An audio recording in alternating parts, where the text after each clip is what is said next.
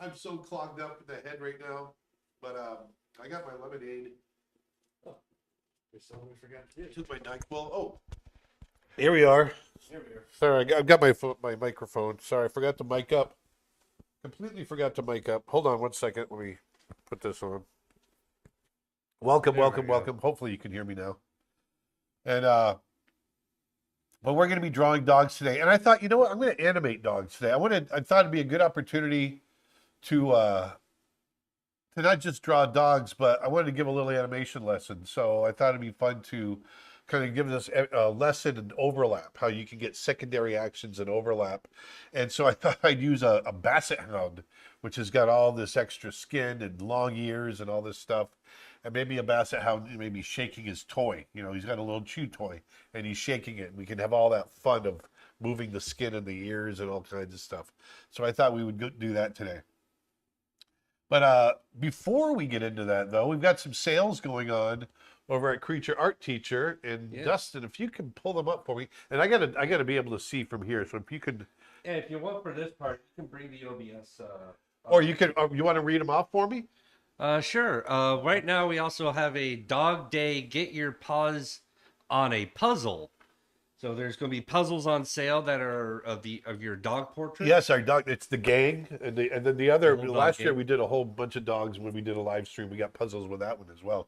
Yeah, you just use the code DOGS, and you get $5 off of any of these puzzle orders. Those puzzles are a lot of fun too. They've been super popular. A lot of people have been getting those. Yeah, how many pieces are in those puzzles? They vary. They're anywhere from like 250 up to 500, I think. Oh wow. Yeah. And we do have a special membership sale going on as well. That's the buy one, get one, right? It's the buy one, get one. And currently they have very high percentage off. Right now, for the annual membership, it's $180 instead of its normal $250. And monthly, 6-month plan for only $10 instead of its normal $25. Yeah, that's the monthly one. Yeah. Yeah. Yep. $10 a month. It's pretty good. I think it's pretty good. And then we also have a $5 sale for a limited time. Get any single class brush set or photo pack for $5 and use code 5-SAVE. Yeah, so that's pretty good. So any of our courses are $5, and so that I mean, come on, our courses. I've got a 56 hour crazy how to draw birds of prey for $5. And last but not least, we got a special merch sale. Use the code MERCH and get $5 off of Andy shirts or prints. Yeah, actually, we got some cool stuff coming out soon too.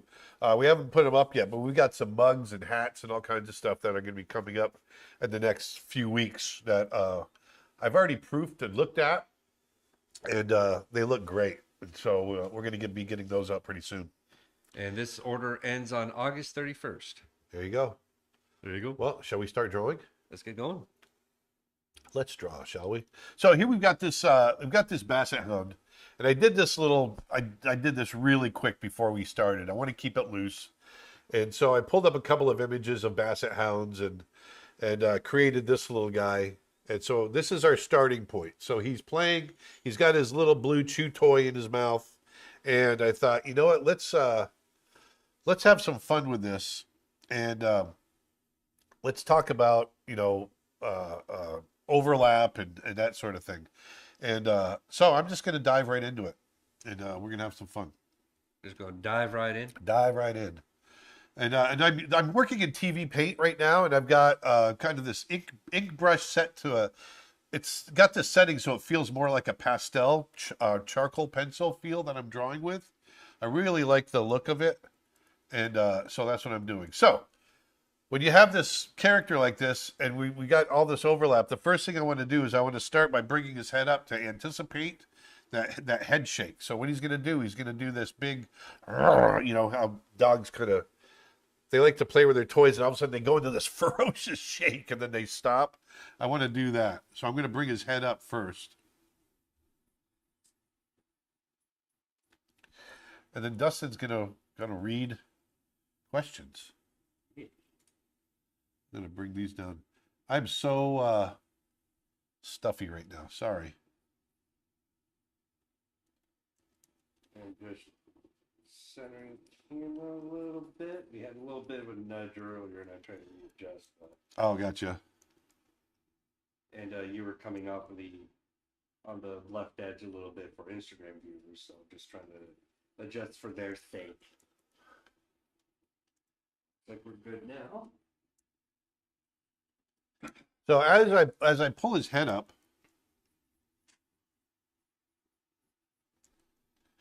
I'm gonna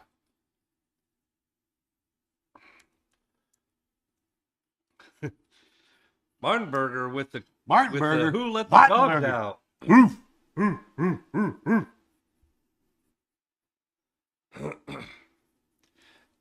Lisa Newman on Facebook asks, I'm already a member. Can I double my membership term? Expires in July. Yes, I think you can. Yeah.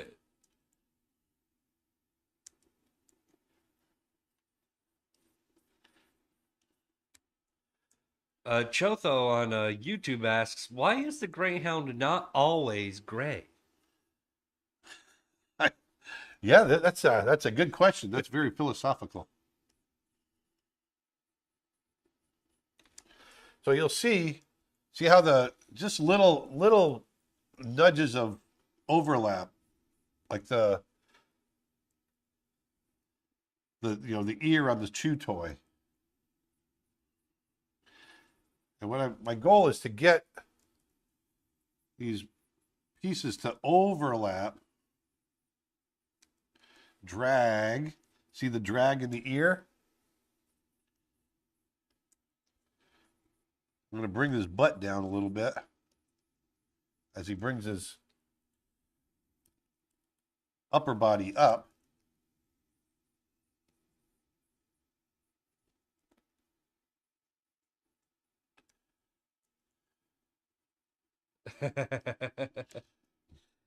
It's Dave Clayton on Instagram. Dave. Ask, who's your favorite English graphic designer called Dave? Dave, I've been sick the whole time you've been gone, man. Not from you. I don't have COVID. I did a COVID test. I don't have it. But man, whatever Dustin had, that's what I got. Yep, Nick got it too, I think. I don't think Nick did.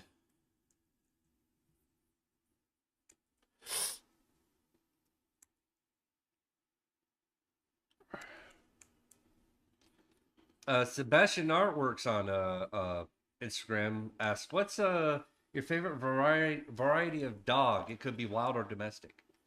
Breathing. Any breathing dog I love. Breathing dog? Breathing.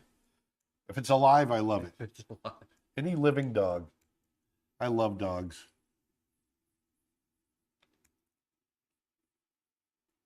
Even a hellhound from the underworld? Even a hellhound. Because it's not his fault.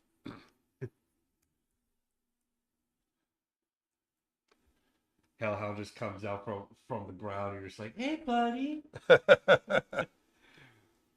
Aren't you a nice fella?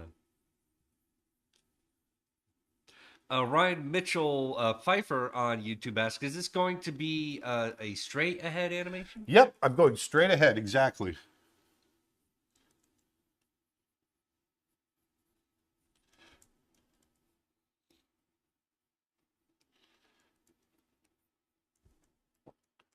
So the big thing here is to be careful of my volumes, make sure things don't change too much.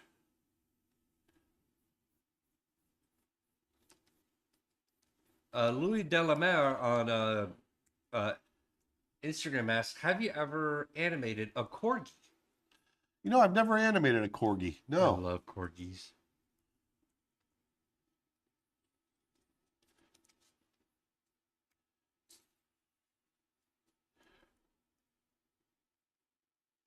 So here, you'll start to see that. See how the head drags?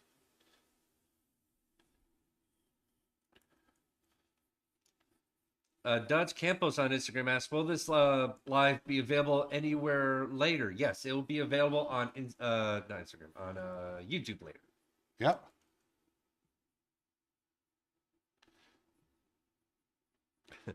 Becky Lockley on Facebook says, "Dogs are so amazing. One can be tiny, and another can be as big as a small horse. That's How, right. how do you adapt to the variations of the anatomy?" You know, the anatomy basically is the same. You got to adjust to the proportions. So it's not the anatomy you have to worry too much about; it's the proportions itself of the. Right. Some have long legs, some have short legs, some have long bodies, some have really short Whoops. bodies. There we go. Dave on Instagram asks, "Have you ever fully animated a song, and would you?"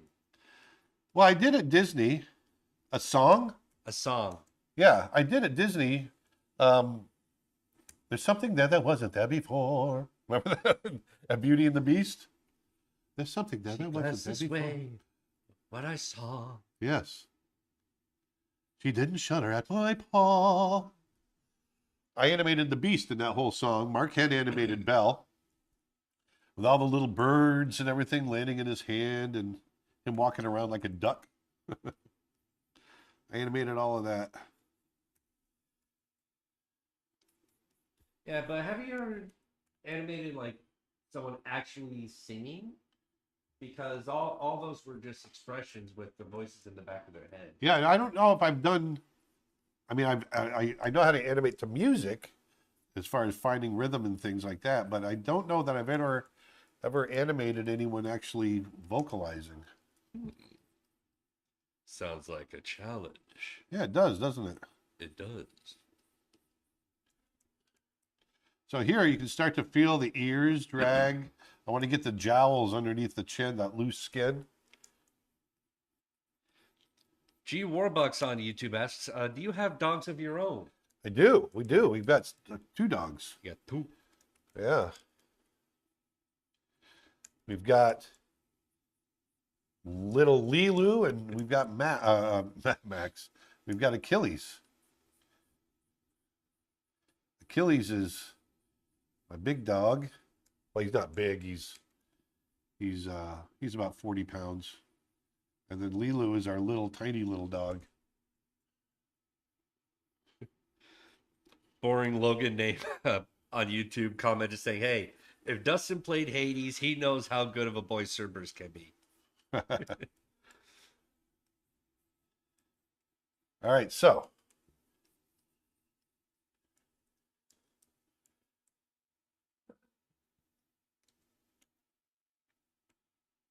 now what I want to do is get him to start turning his head. Character Alley on YouTube says, "My dog ate my window blinds. Would you like him?" Hey, speaking of the dogs, who just came in? Did my little buddy come in? Yes. Hey, Lulu.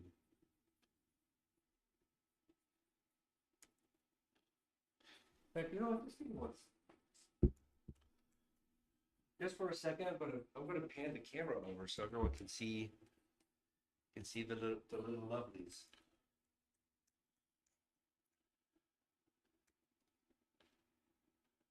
There they are. Look at those two. So there's Achilles, and the Yep. little one is Lilu. Yeah, they come and hang out right behind me when I work. Lilu. There she is. Hey, Lilu. She's got a little diaper on. She pees everywhere. She was a stray, and so she's And she's an old lady, and so she just refuses to learn new tricks, like getting a house broken.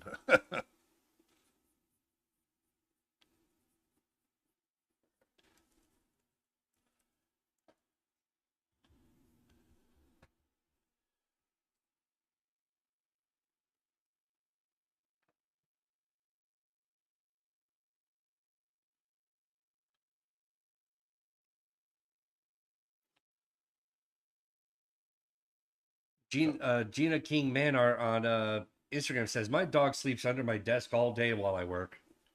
Oh yeah, She put like a little dog bed under there, or do you already have one down there? yeah.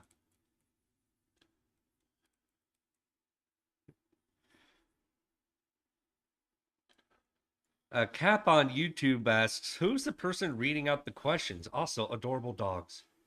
I'm nobody. That's my Don't mind son. me. That's my son, Dustin. Hi.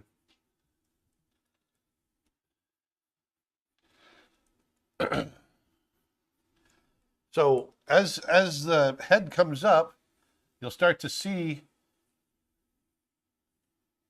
You want to pay attention to the overlap. What's going on with the ears?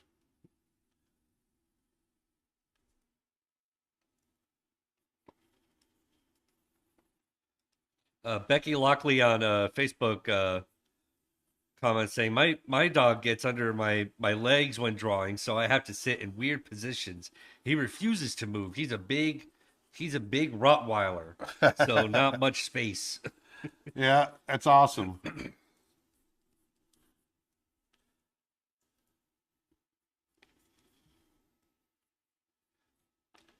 And Nebusam on Instagram asks, "Do you have an animal which you enjoy most to animate?"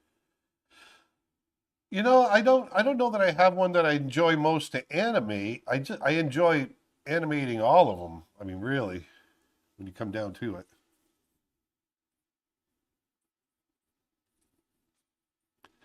I really love animating dogs, one thing. Uh, big animals, big cats, big dramatic animals.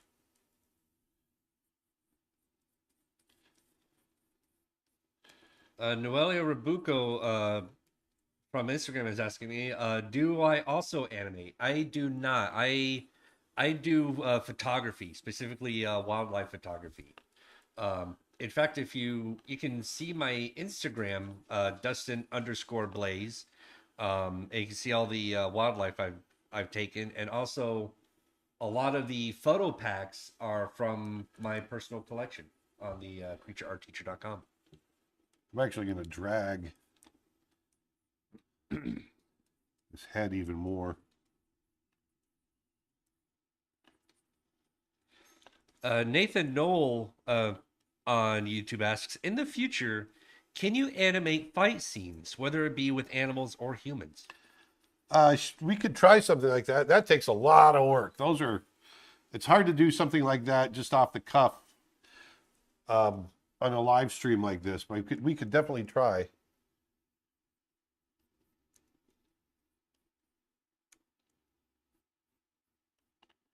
So here's the ear, kind of getting wrapped around. There, so now you can see that movement right there. Now we're going to really start to shake it.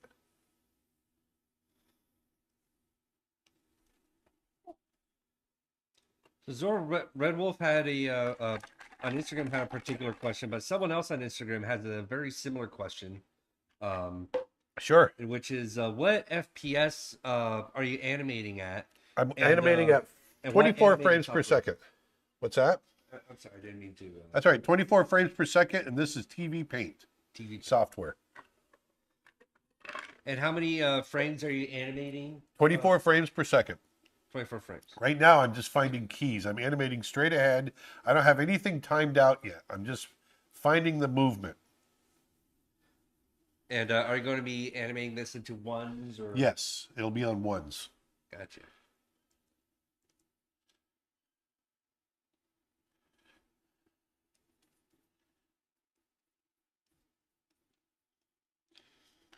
Uh, Jermaine on YouTube asks, "Do you know Glenn Vilppu? If yes, did he influence the way you draw or learn to draw?" Um, Glenn, we're friends. Glenn Vilppu and I are friends. I wouldn't say he's influenced me. We didn't pass um, our paths didn't cross in that way. But I really love Glenn's work. We've been friends for a long time, and um, he wasn't one of my instructors when I was learning.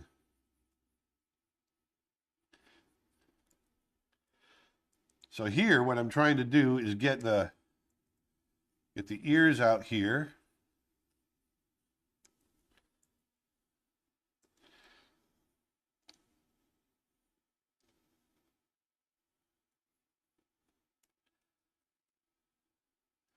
And as I'm doing this, I'm trying to make sure that I'm keeping the drawings pretty appealing, and I want to make sure that everything's falling into the right. Let me see.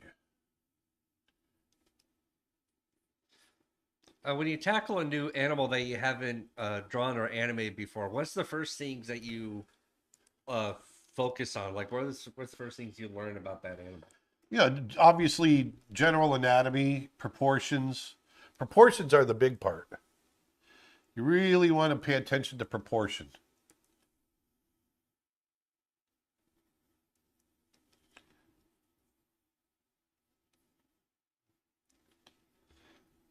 We got a few folks that just hopped in and are asking, "What is this animation for?" For you guys, it's for you. I wanted to do it's International Dog Day, and I thought it would be fun to animate a dog, do a little animation lesson on overlap, and thought I'd animate a dog with his chew toy, shaking his chew toy. We all have seen our dogs playing with their chew toys.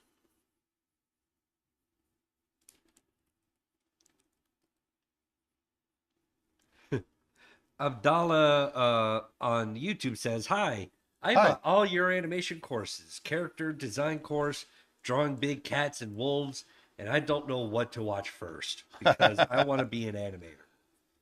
Watch it. Well, you can start with any of them. If you want to be an animator, start with my animation course.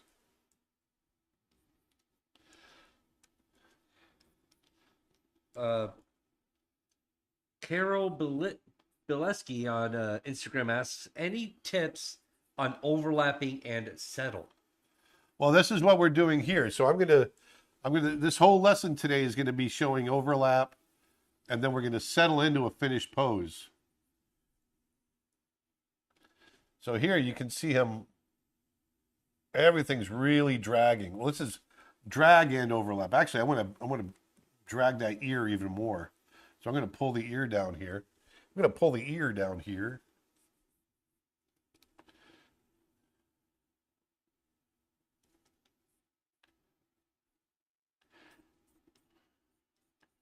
There we go. I'm going to bring it down here. Have it come around.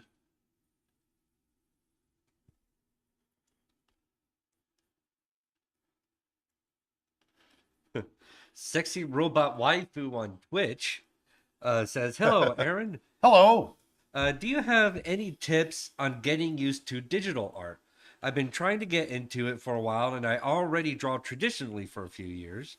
And I just lost the question.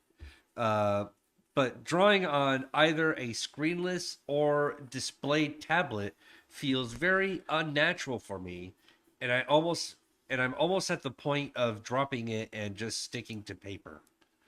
Well, I don't know what to tell you.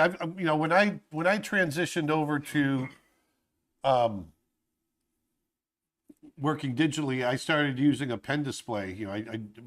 What I'm using now, a Wacom Cintiq, and I really it wasn't that bad of a transition for me. Um, so I'm not liking that ear. So I would just, give it some time. Keep practicing because I think you'll get used to it. There's always going to be a learning curve, when it comes to learning a new medium, right? There's always going to be a learning curve.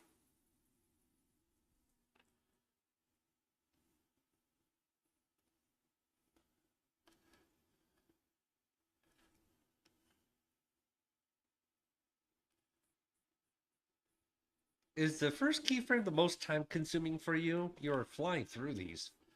Um, I tend to spend a little more time on that first key frame just to get my head in order of what I need to do.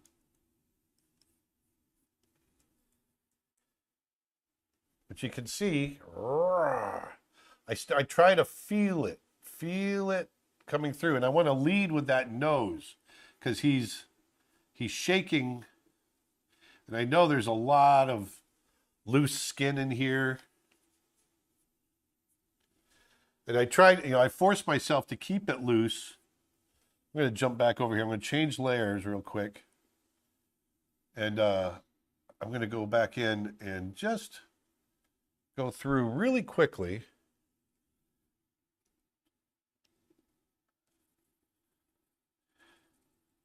And hit some of the chew toy so that we can see that animation a little bit better. I've got a layer underneath so I can give the chew toy some color.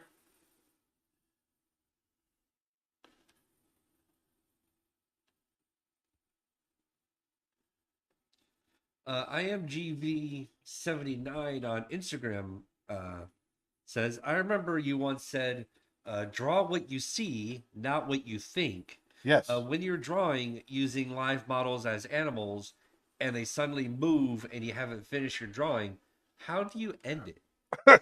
That's what you just called my bluff because you got to draw what you think at that point. You got to draw what you know.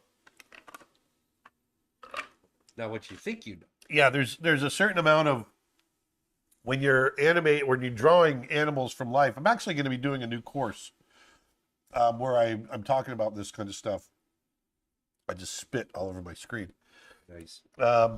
Where especially drawing animals, you really got to go into it knowing the anatomy ahead of time because the animals do move, right? And so when they move, you want to be able to, uh, when they're not moving, you get down the gesture very quickly of whatever pose they're in, and then if they move, then you go in and you finish it with what you know, and you just kind of fill in the gaps. So that's one of the things I really kind of stress is understanding that anatomy, as you go into into animal drawing. Isaac G on YouTube asks, "What's your advice on developing a sense for timing in animation? I always have to end up slowing my animation down at the end, and it becomes choppy." Well, it's there's several things that go into its timing, its arcs, its slow in, slow outs. There's a lot of things that will affect the outcome of your animation, fluidity and arcs, and like I said, all those different things. And when you get a sense of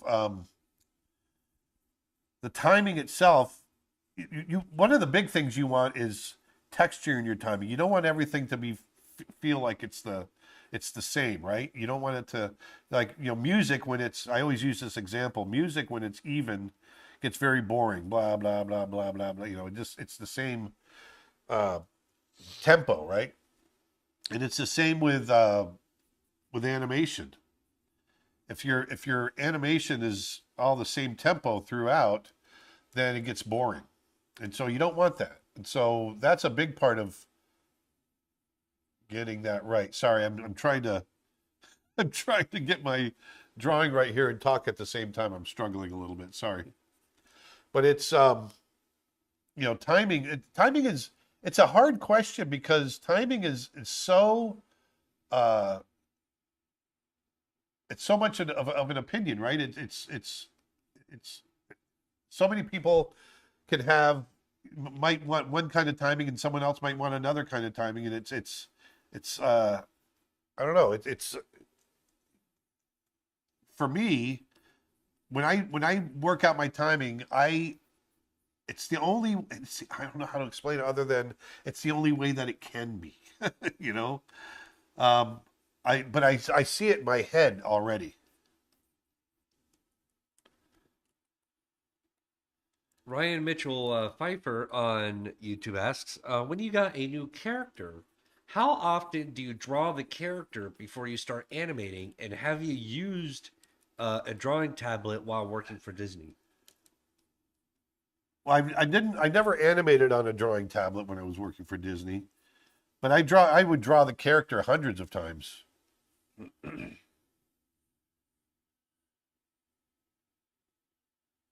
hundreds of times before I'd start animating.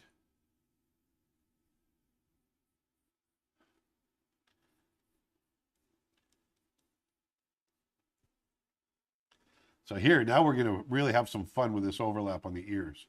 Sorry, I'm still working this out here.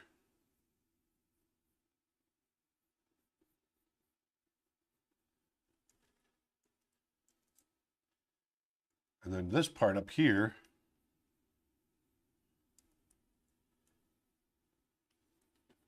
here's the other jowl.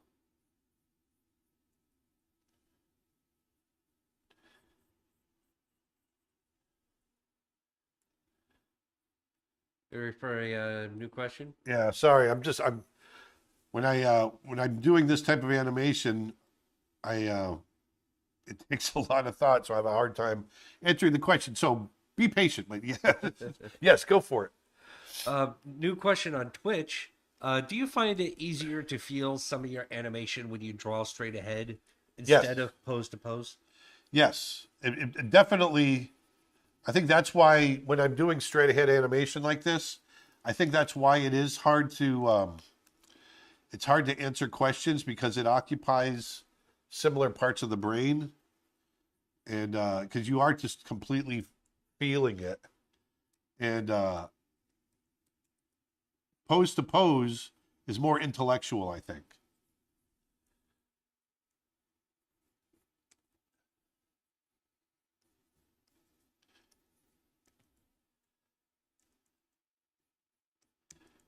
There we go. I'm gonna have them kind of going up in the air a little bit.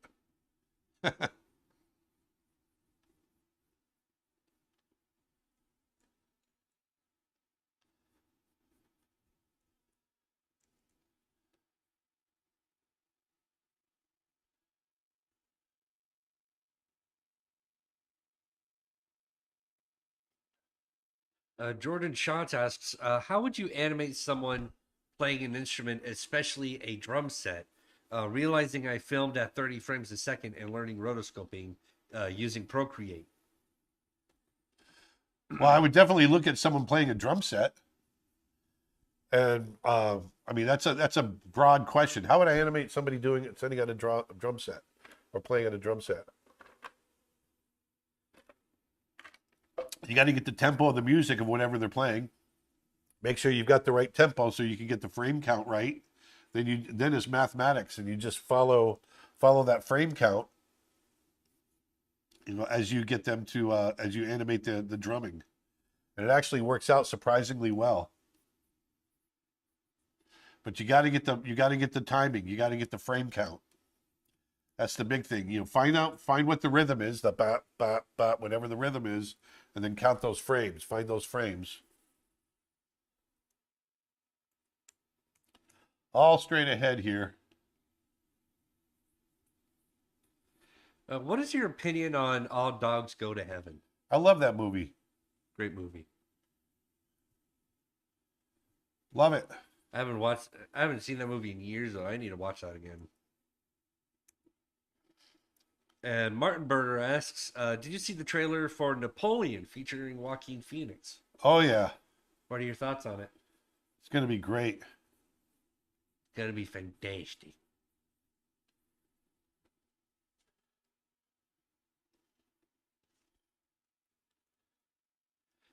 Savvy Dragon are on Instagram asks, does the industry use this sort of animation a lot still? I've seen a lot of the puppet type animations lately, like Bluey. Yeah, as far as this type of animation, 2D, yeah, I mean, there's studios out there that are using 2D.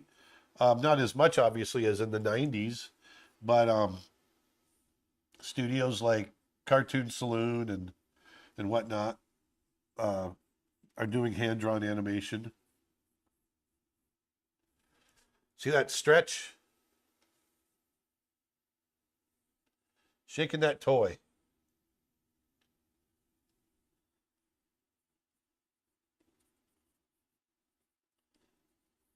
So you'll see the model change a little bit too as I go. As I go, I find his model a little bit more as I go.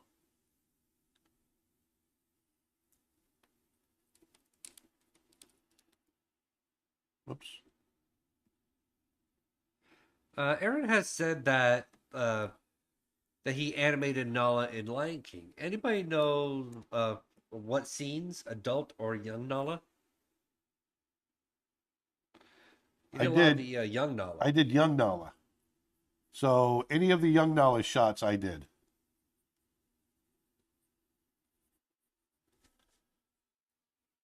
From Instagram, what do you think of animating in Procreate? Oh, it's great. Procreate's a really good program to animate in if you're just starting to learn animation. It's awesome. There's also Calipeg and a few others that are good for iPad.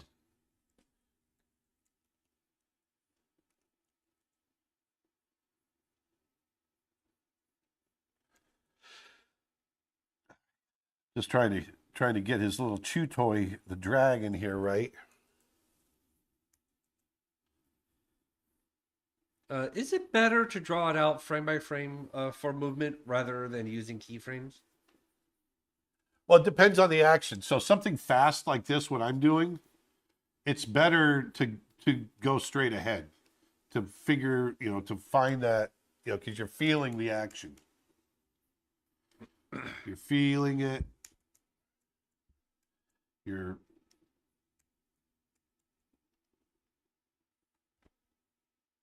boom. And it's a lot more fun to figure out as you go.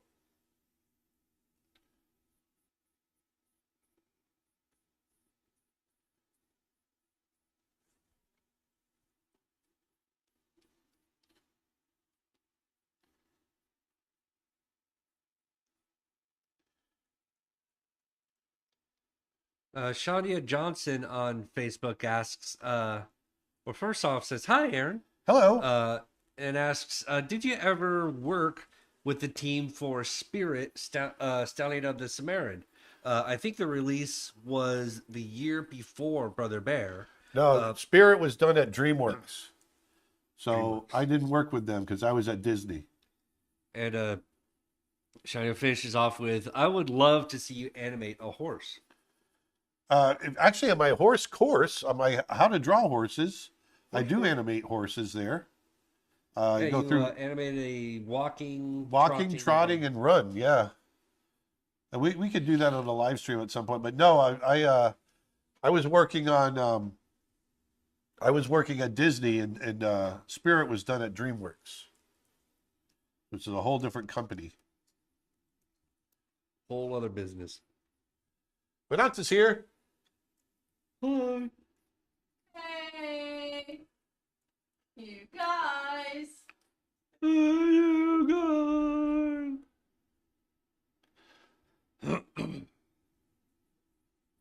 What are you animating? I'm drawing a basset hound shaking his chew toy. Actually having fun with this.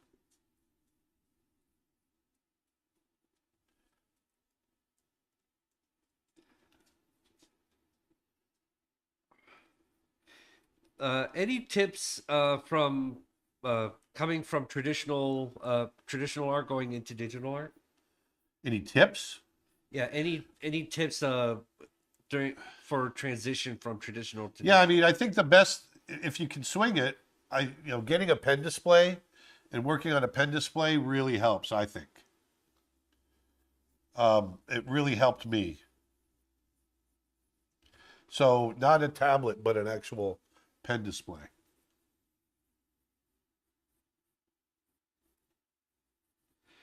Did you ever go to New York before 9/11 before 9/11 happened? Oh yeah, many times. Yeah, I was in New York. Matter of fact, went to World Trade Center many times before we lost them.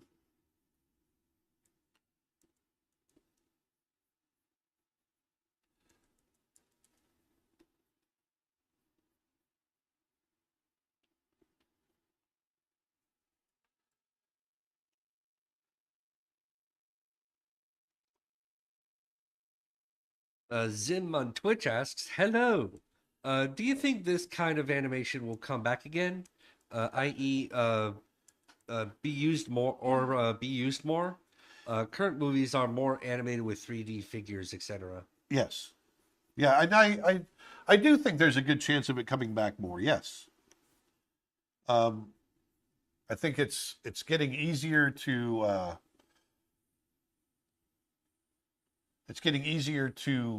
uh, produce now, and so I think it's just a matter of time. And also at the same time, we've been seeing uh, quite a bit of instead of uh, 3D animation supporting 2D animation, it's the other way around. Yeah. Where like because with with what's a good example? Treasure Planet, like the ships were CG, the John Silver's cybernetic arm was CG, Right. and but it was all 2D characters. But now today, you get a show like Arcane on Netflix where it's all CG characters, but like all the explosions and smoke is all stylized 2D It animation. is actually, yeah.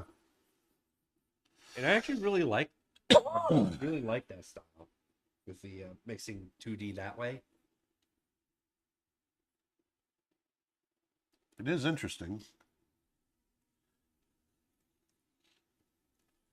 It brings a different flavor.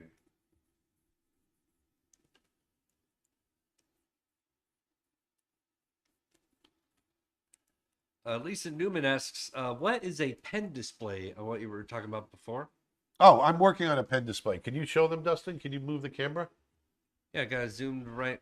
Uh, go So full I'm screen. working on a pen display right now. It's basically a big screen that you can draw right on. Right, I'm going to try to bring this off the tripod. Just bear with me, people.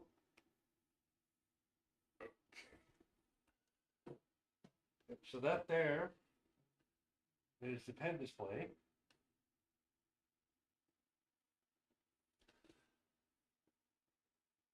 As you can see, he's got his pen or stylus. Yeah. And he can just use it like a mouse, and he can draw You can draw right on the screen. right on the screen like a pencil.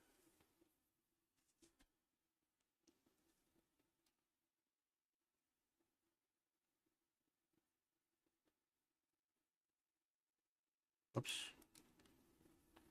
And as you just saw, he could use the back end of the stylus as an eraser. Yes, exactly. Excuse me. I'm going to put it back down. Try not to cause any motion sickness to anybody. Boy. Hang it in there. It's been real sick. Timmy's sick. Timmy.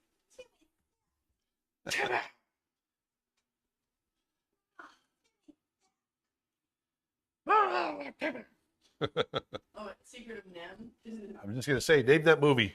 Give me sick. You must move the lee of the stove. Frisbee. Mrs. Jonathan Frisbee. Lee of the stone.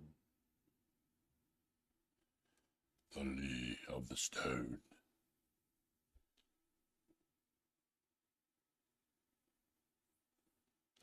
I would love, you know what? I think I'm gonna make that as my next imitation challenge.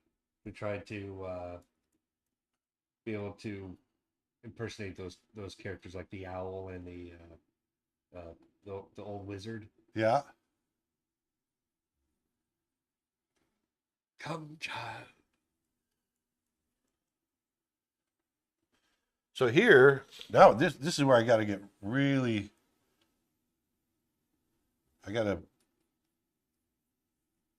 figure out.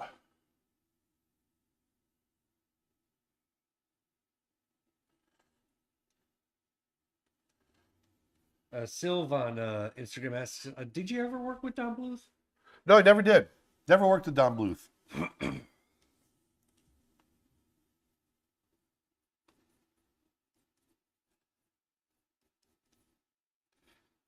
Edwin on a YouTube comment saying, "Nim was a disturbing movie for me."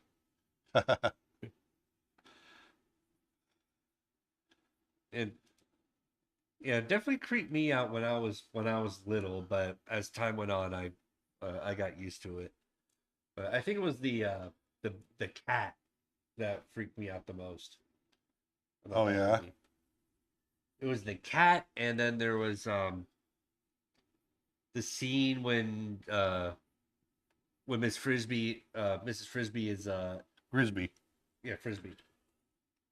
She goes into the thorn bushes, but she encounters the guard. It's like all silhouetted and like it all turns Oh, green yeah. and horrifying. It was like, oh my god.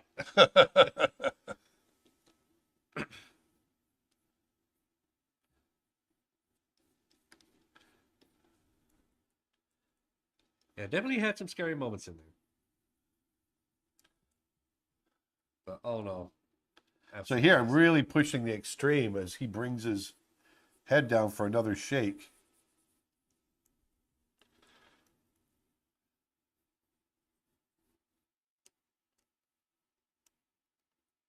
Uh Alex Andrum, hopefully I didn't butcher the name. Did you work with uh, Borja Montoro? Borja? Borja? Is that No, his name? I've never worked with Borja.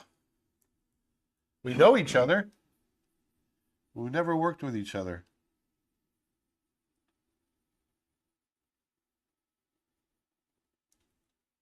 I love Borja's work. IMGV on Instagram asks, do I have to worry if one or some of the 24 SPM are not aesthetically perfect, but functional for the animation? Yeah, you don't have to worry about every single frame. If it works, it works. That's right.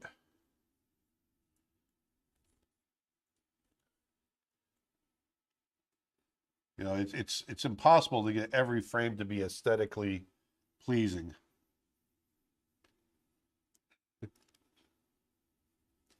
Character Alley on YouTube comments about Secret Nim saying, it made me afraid of pneumonia.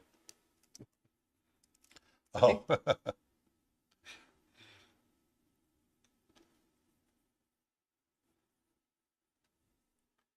Yeah, that just got me scared of being thick.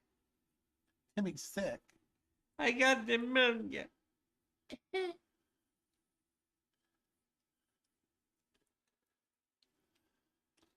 Zim Tawat uh, uh, on Twitch says, it is so fascinating how fast you draw. There, see that overlap? How the ears follow through, the the toy is dragging, that's the key. You want to feel all that. The key to it is feeling it.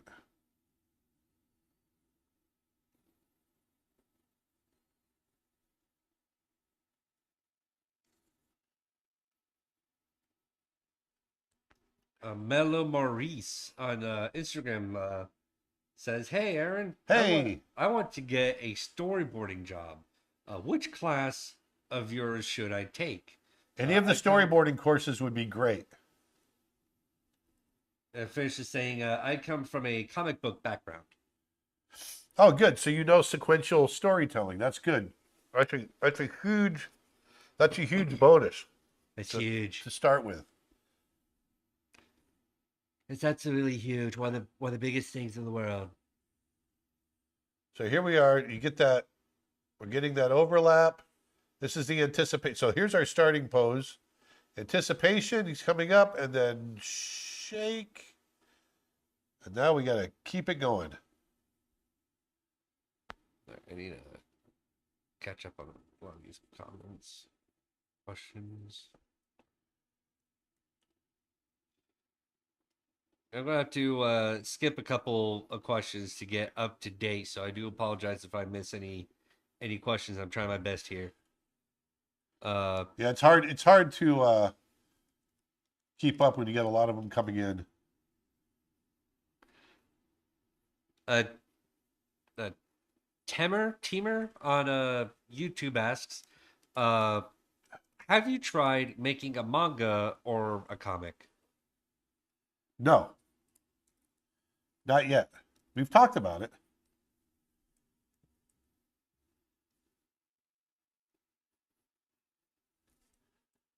And on Instagram, do you happen to have any tips for concept artists?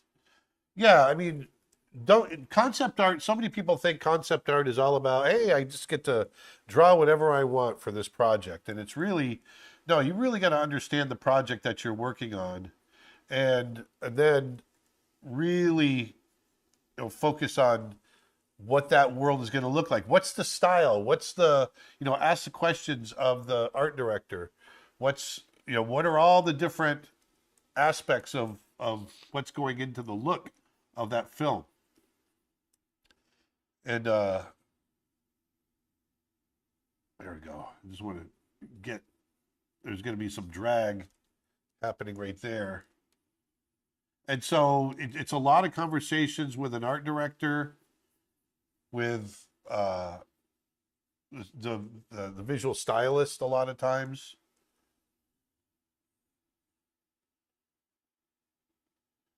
Okay, here's where we're going to get a nice overlap here. The pen display you're currently using, it's a Wacom. Correct.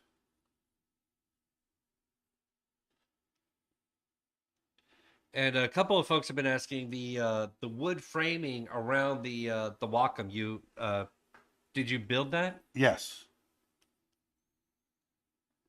I built my own stand.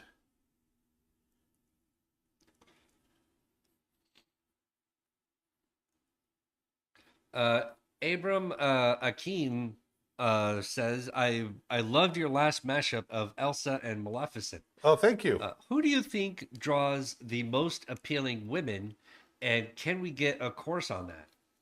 Oh, that's a great idea. Mel Milton. Mel Milton is a guy that I really want to get him to come in and do a course. So Mel, if you're listening, or if you anybody out there is listening and know who I'm talking about with Mel Milton, Get him on the horn. get him on the horn.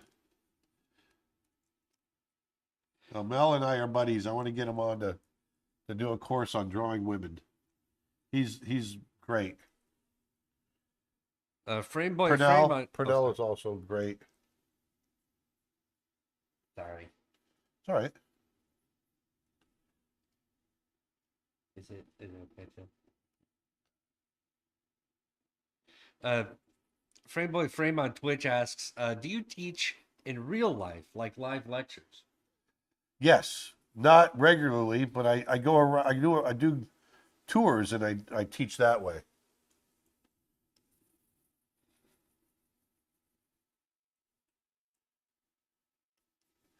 So what we're getting right now is I'm trying to get this transition as the head's coming back. There's a big change in direction here. I guess I missed this question way early, and again, I do apologize, but thank you for resubmitting. From Art of Sane on Twitch, asks, if you don't mind me asking, did you ever had a mentor, and if yes, any good tips on becoming a good mentee? Yeah, listen, don't be defensive. I've had plenty. I've been a mentor, and I've had great mentors. So um, one of the biggest mistakes you can make as a mentee is to be defensive. Mentors are there to tell you what you're doing wrong, to help you out. And I've had many that would just argue with me, or the other one that everybody can't stand is you're looking at a shot and you say, you know what, you need to do this, this or that, because this isn't coming through right. They go, oh yeah, I was going to do that. I meant to do that. It's like, don't do that. Just listen to the advice and move forward. Because so often you get very defensive young artists that they feel like they're not, you're there to learn, and they feel like if they're if they're getting critiqued, then they've failed. And the whole idea is you're not failing, you're getting critiqued.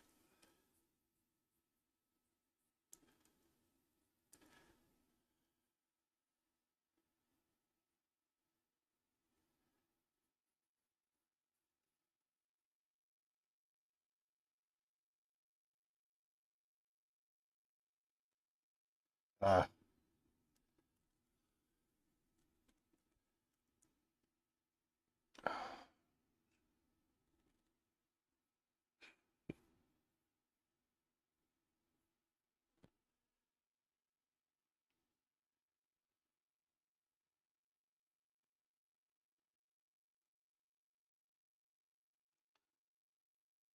I'm putting that on Instagram comments saying those bigger Cintiqs are so heavy.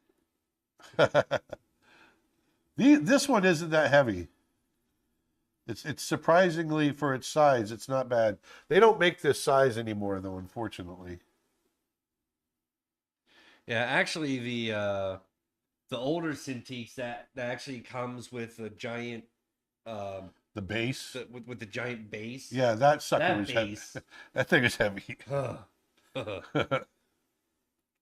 Like back when I had dad's old one that had that base.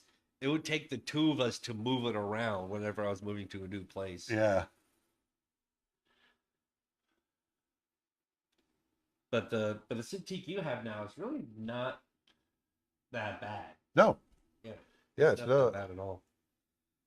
In fact, the Wacom ones, which is like this small 13-inch, like you hardly even feel the weight. It's so lightweight.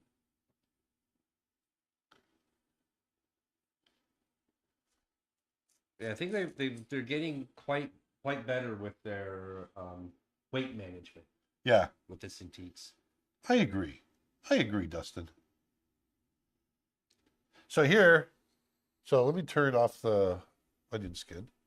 So just so you can get a sense of what it takes to get just a one action. We don't want to get that feel of him shaking that little toy.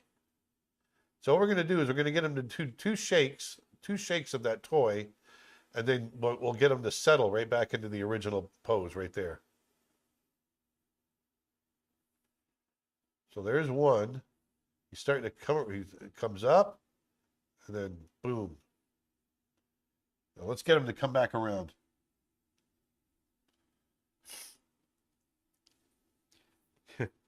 Love his name, Ramen Resistance, on YouTube. Ramen asks, "Did you ever work with Hendel Butoy?" Hendel Butoy was one of the directors, yes, of the Rescuers Down Under. Ah. He also created Tito from Oliver and Company. Ah. Oh. Yeah. Yes, I worked with Hendel.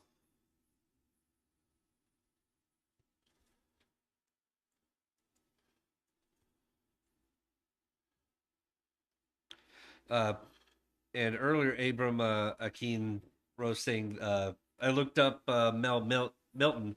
Wow, that guy's amazing. Yes, he is. Mel's pretty doggone crazy good.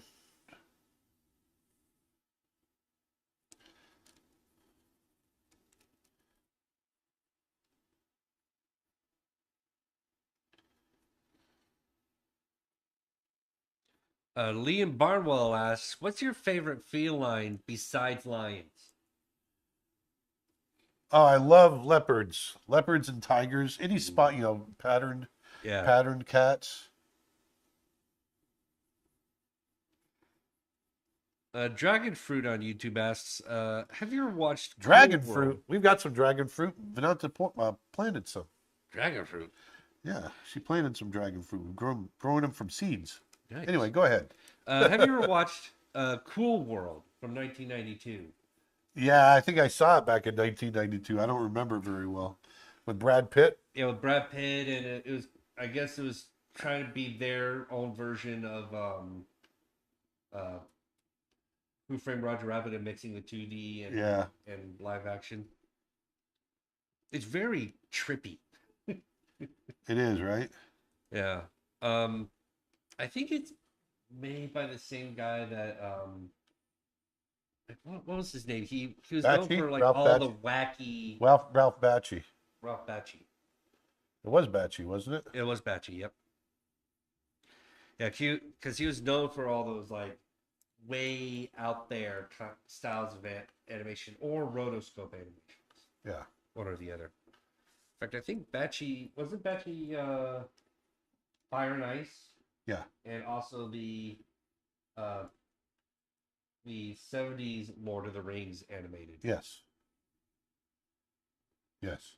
Yes. Yes, yes. Yes.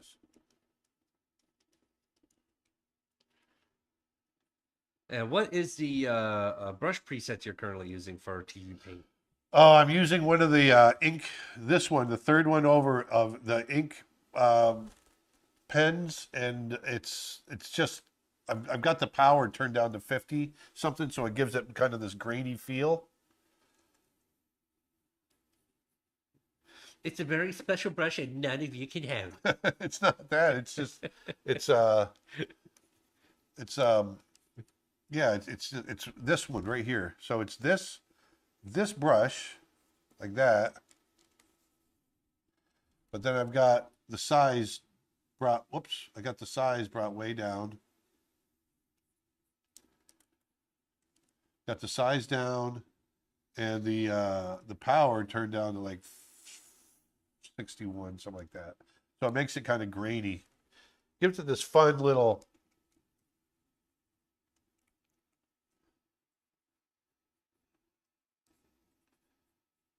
I want that ear the wrinkles on his heads to drag, on his head to drag. So now the ear will flop under. See there? Watch.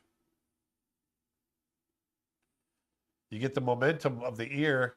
The ear gets all that energy, and then his head comes around and then drags right here. Am I drawing on the wrong layer? I am. Are you using a key chart? No.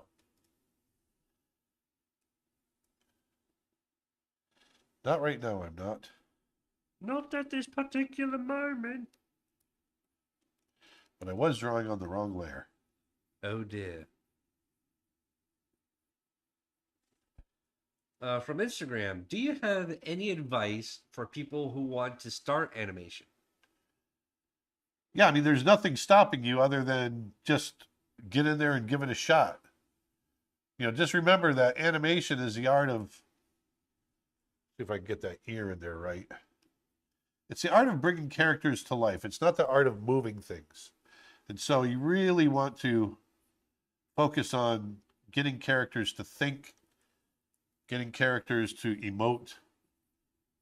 Today we're focusing on an action, so um, I'm kind of going against what I was talking about, but still, even this, I'm trying to get some character into this action.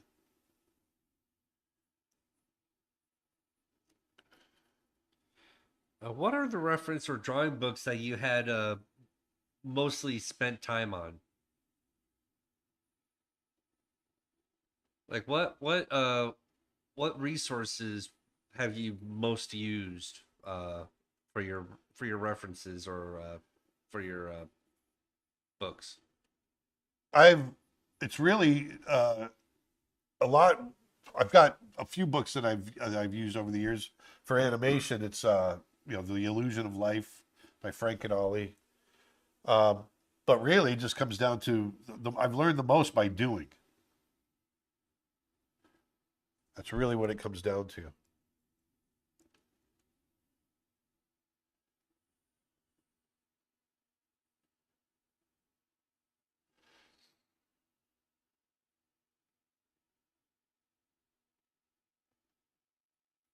Sorry, I'm trying to figure out my next move here. What's your next move? I'm having trouble with volume and consistent character size. What kind of exercise can I practice to help with this? You go back and look at where you're starting. When I'm flipping back and forth, I'm actually looking at exactly what you're talking about. I'm looking at where I'm starting, what's happening with my character, and I'm trying very hard to make sure that I'm keeping the same volume. And it's a lot of just being aware of it and keeping track of it. So much of it is that. Being aware of it and keeping track of it.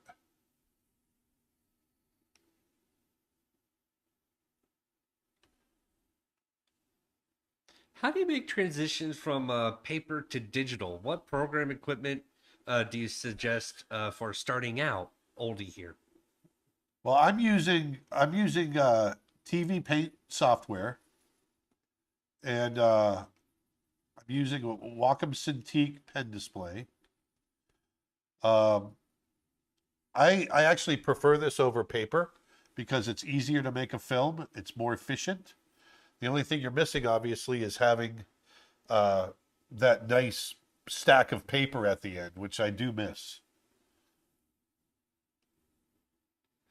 But other than that, it's whoops. Let me turn this off real quick. There we go. There we go. There we go. With There. Liberty. Boy, I'm getting really clogged up. Current music on Instagram asks, would you ever try 3D animation? You know what? Never say never.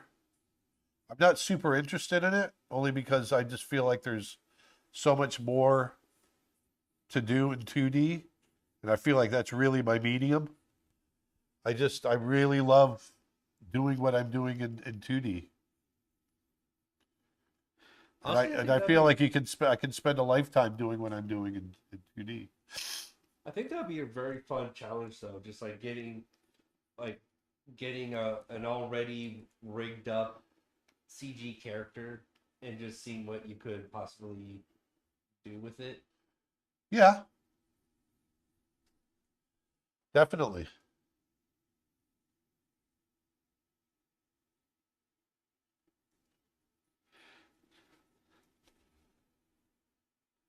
Edwin Rodriguez has a question asking, do you enjoy drawing characters who are crying, mad, or happy? Yeah, anything that requires, to get across emotion, I like trying to get that across.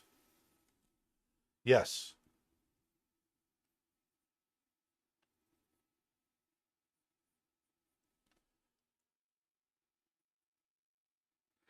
Meech Arts on Twitch says, you said you use TV Paint. I've always heard Photoshop was the industry standard for animation. No, Do you use TV Paint for industry work? actually, Photoshop is not the industry standard for animation.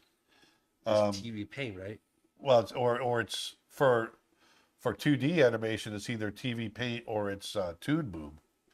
Nobody uses Photoshop for. There used to be something called Flash, which is sort of like what Photoshop does Adobe now. Flash, yeah.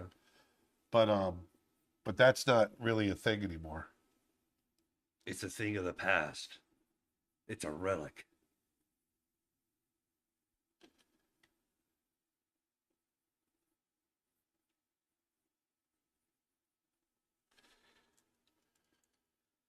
Uh, Jock on YouTube asks, may I ask a provocative question? Provocative one. Ooh. Should art styles be copyrighted? Art styles be copywritten? No. No, you can't copyright an art style. It's subjective. It's too subjective. No. Everybody is a conglomeration of somebody else of the other art styles that have come before them. Nobody has a truly original art style, in my opinion. I know there's going to be a lot of argument there, but that's no one really has. You know, we are all the product of all of our influences throughout our lives from an artistic standpoint. And no, I don't think you can. I don't think you can copyright an artistic style. Nor do I think you should.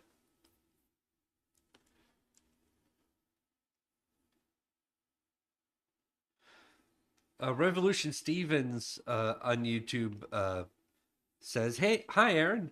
My last question, because of time, but what's the best thing you have ever heard from someone you worked with say?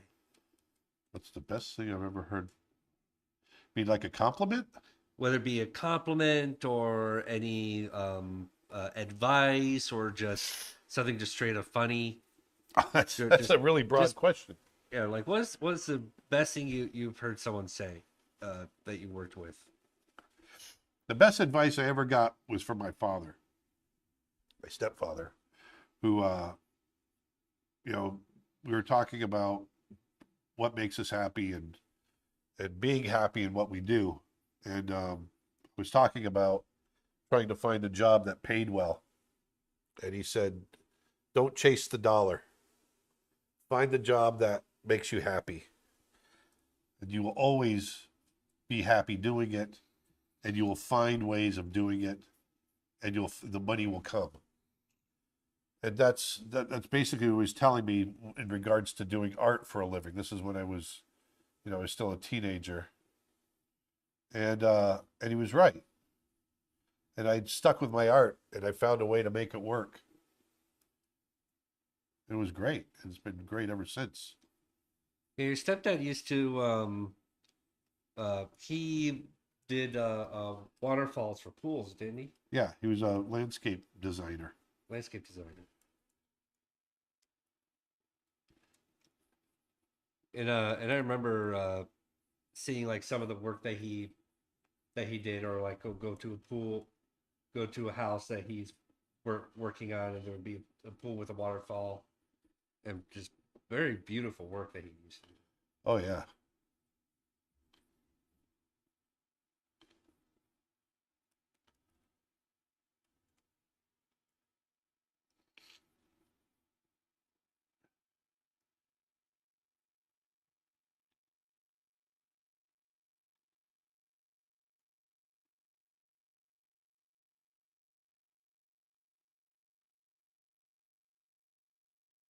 Frame Boy Frame on Twitch says it is amazing watching this character come alive. Good. Glad you're liking it.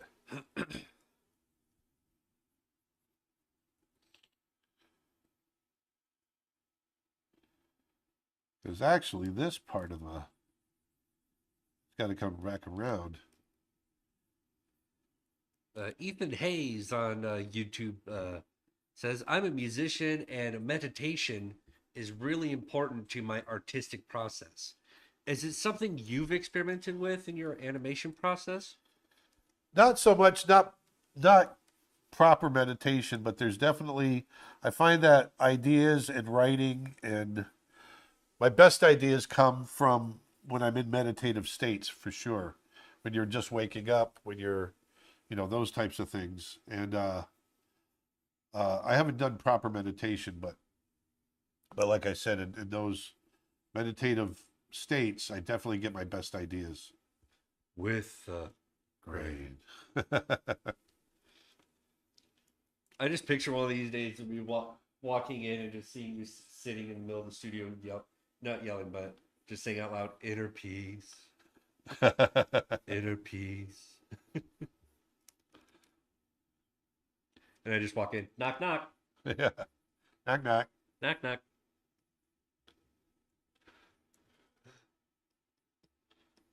You threw off my groove.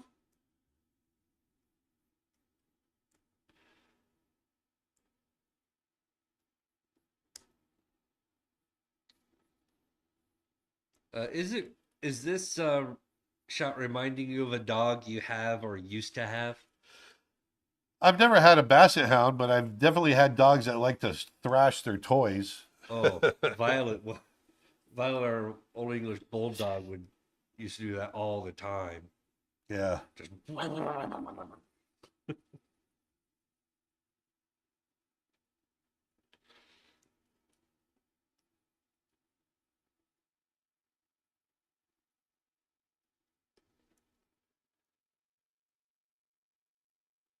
what is that, Dustin Centipede? What are you talking about, Vermis? What is it? Something I said? What's that? Oh, just I guess something I said made the Vermis on YouTube ask, "What was that, Dustin? Centipedes? Like centipedes? I don't get the reference." Oh, I was drawing on the wrong layer again. Did that whole drawing on the wrong layer. Dang it! But I can copy, paste, come back down, erase. There we go. Now I'll come back here. I'm Uh, notorious. I'm notorious for drawing on the wrong layer. Yes. I'm glad I color coded. I'm, color coding the chew toy so you can understand where it's at.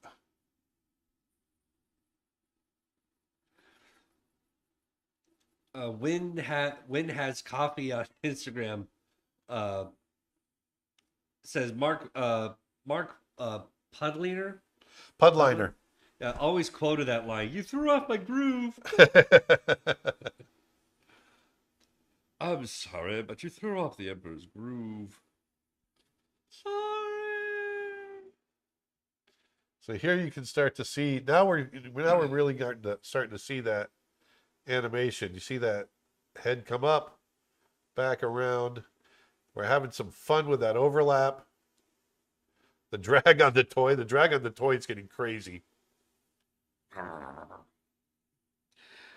Julia on Facebook says, Aaron, this is a great lesson on how important arcs are. This Yes, really shows what you always say, that if you're within the arcs, you can do almost anything, just like the Mickey you hit in Raja's animation. that's exactly right. Exactly right. Oh, bam! Nailed it. All right. Now I got to. The key to all this is to continually flip back and forth to see the action.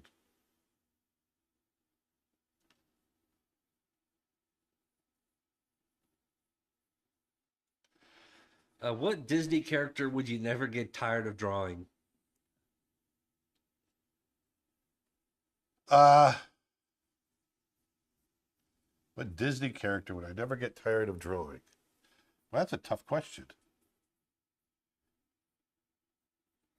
I'm tired of all of them.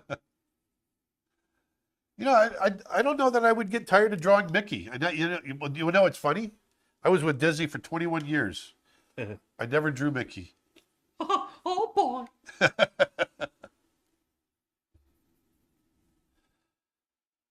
I drew Mickey a little bit, not very much, in the Prince and the Pauper. It was mainly Peg Leg Pete that I animated there. Uh,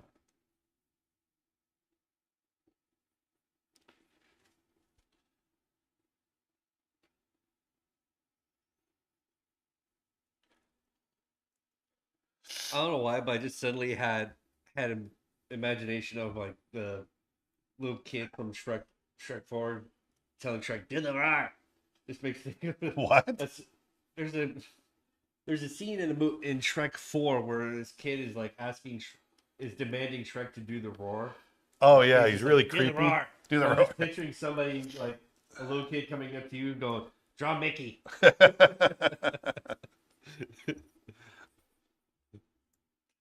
I don't know how to draw Mickey very well, but I can do Nala. I can do this. Drop Mickey. Draw Mickey.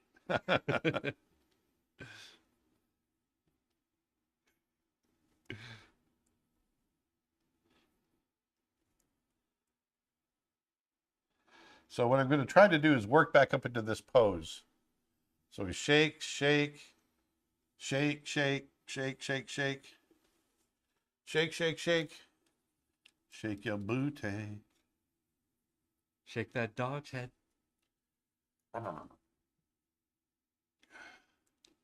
right, let's clarify this a little bit better. Uh, I believe you explained this already earlier, but for some of the newcomers, one of them is asking from Instagram, are you doing straight ahead because of all the overlap, or is Yes. it just a personal preference? I am doing straight ahead because of all the overlap. Yes.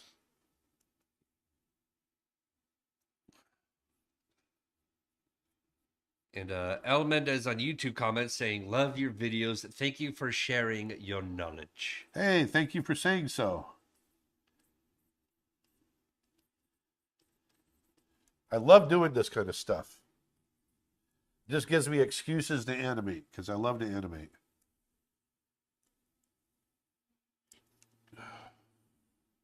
Suya Look on how YouTube. crazy it is. I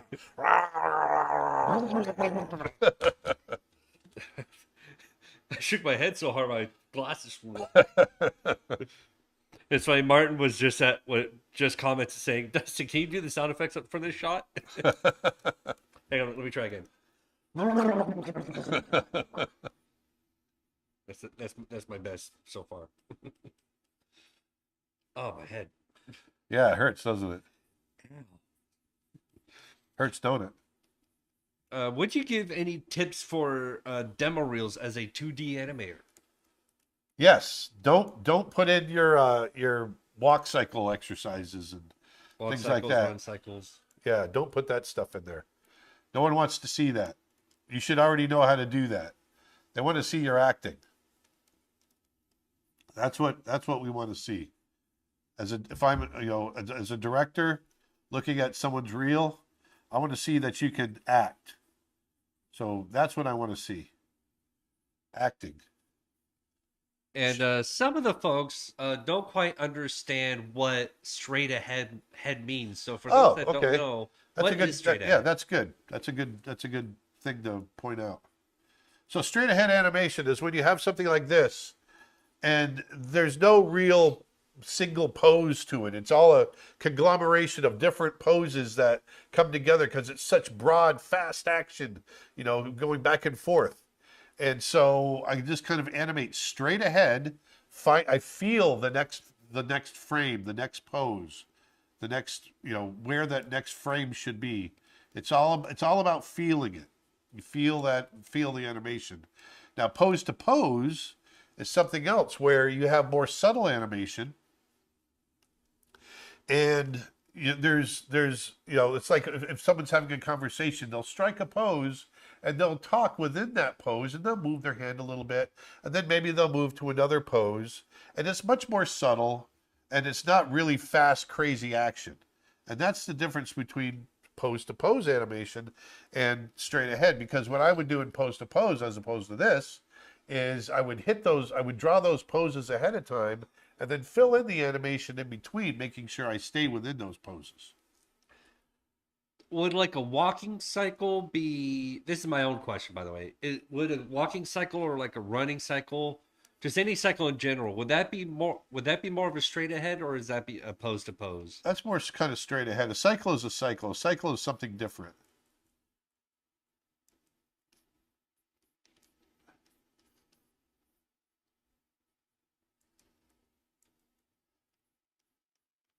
Another personal question for the Beauty and the Beast shop, the anime that I always talk about with when the two are having the arguments Yeah. with each other. Was that I always forget? Was that pose to pose or was that straight ahead? Parts of it were straight ahead and parts of it were pose to pose. It was mostly pose to pose.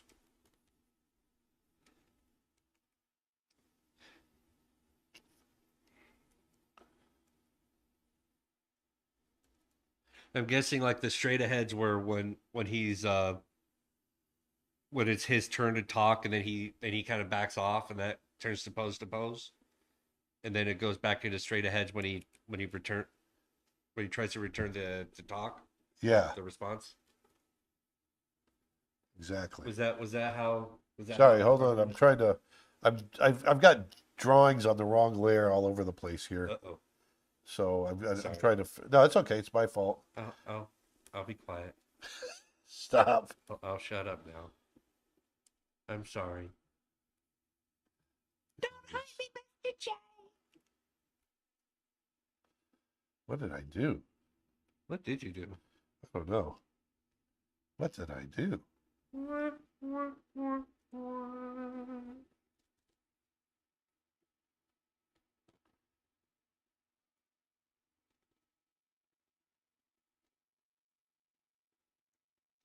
Do you plan to do another type of art book after Volume 2, like a sketchbooks book, maybe? Yes, we are going to do a sketchbooks book. Sketchbooks book of Sketchbooks books. book. Yep, that is exactly what we're going to do. An art book of sketchbooks inside of a sketchbook of an art book. Yes.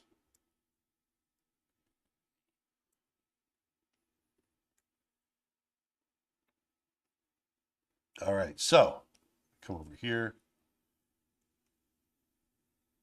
Frameboy Frame says you can press A to check.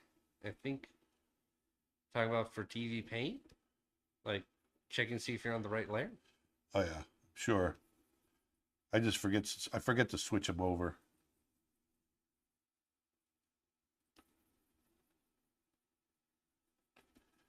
There, now we can see where we're supposed to be there.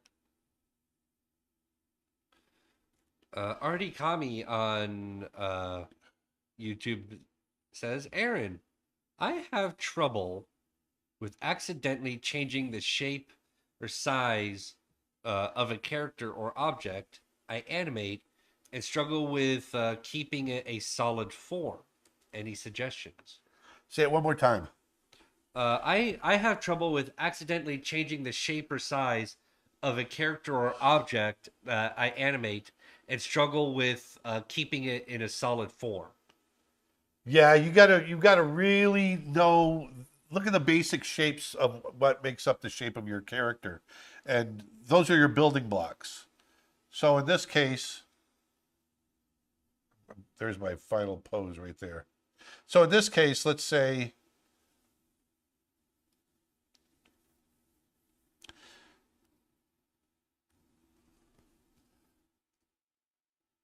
this guy's made up of circle, a little bit of a point on top,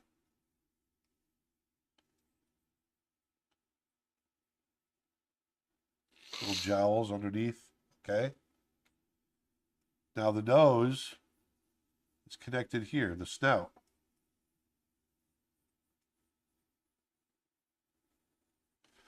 There's the nose.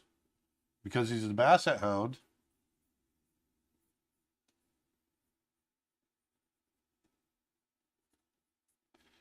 like this. Oh, I'm going to sneeze. Bless you. Bless you. There we go. Good. Okay. Good. Yeah, I'm good. Yeah, I'm good. And I like to keep things a little uneven. You know, those eyebrows come to a little peak right there. Yeah, I can bring the eyes a little closer together just so things aren't so even. And I'd let the ears just kind of hang as a basset hound. That's what I love about basset hounds is that they can have these really long, awesome ears. They tend to be a little droopy.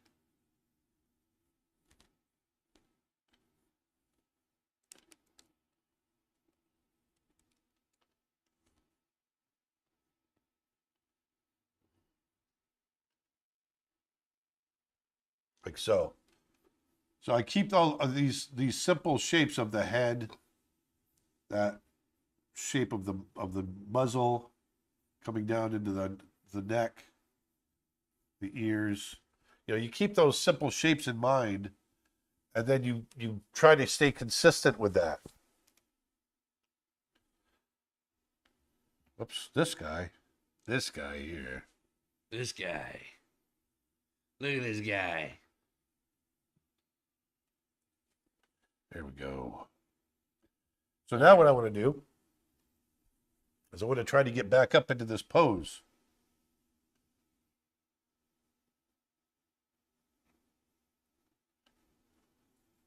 So I'm going to bring that head down. We're going to get right back into our start pose.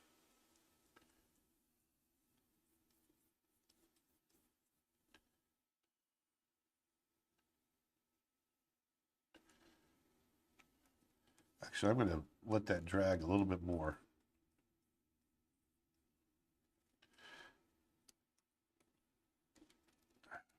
Are you ready for a new question? Sure.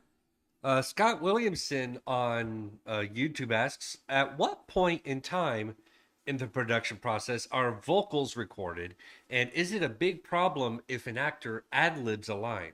No, actually, we love actors to ad lib because it brings something new that you may not have expected.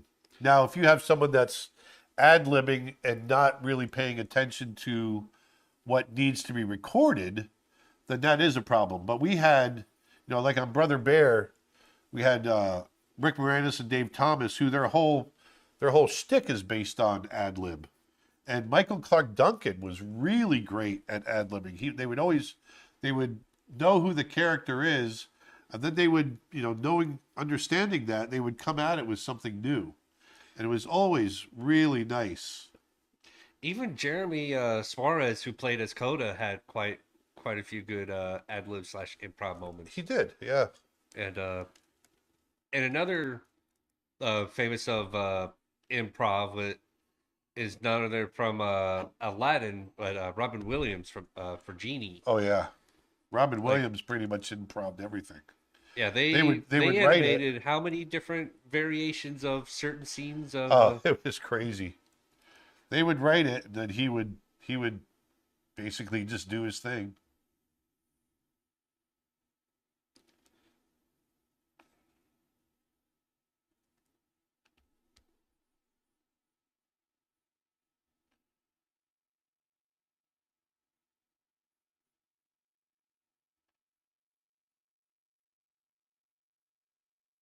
VPOC Studio in Instagram asks, "What is your opinion?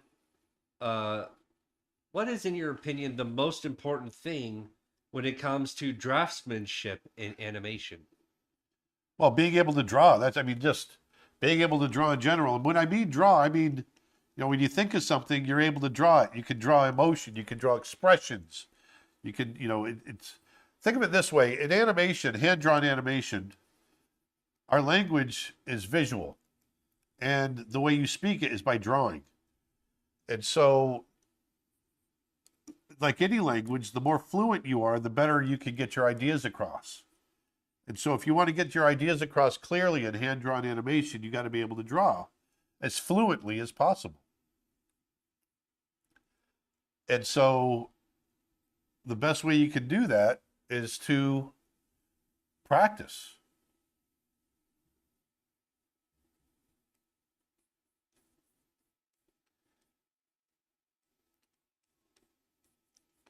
And I'm catching up on a lot of the comments, and a few that I've been seeing come up again has been will this is this live stream being recorded? And yes, it is. It is going to be available to rewatch again on YouTube. And a few others have been asking, how often do these streams? We are getting back to doing this every Friday at 1 p.m. Eastern Standard Time. Right? Yep, exactly.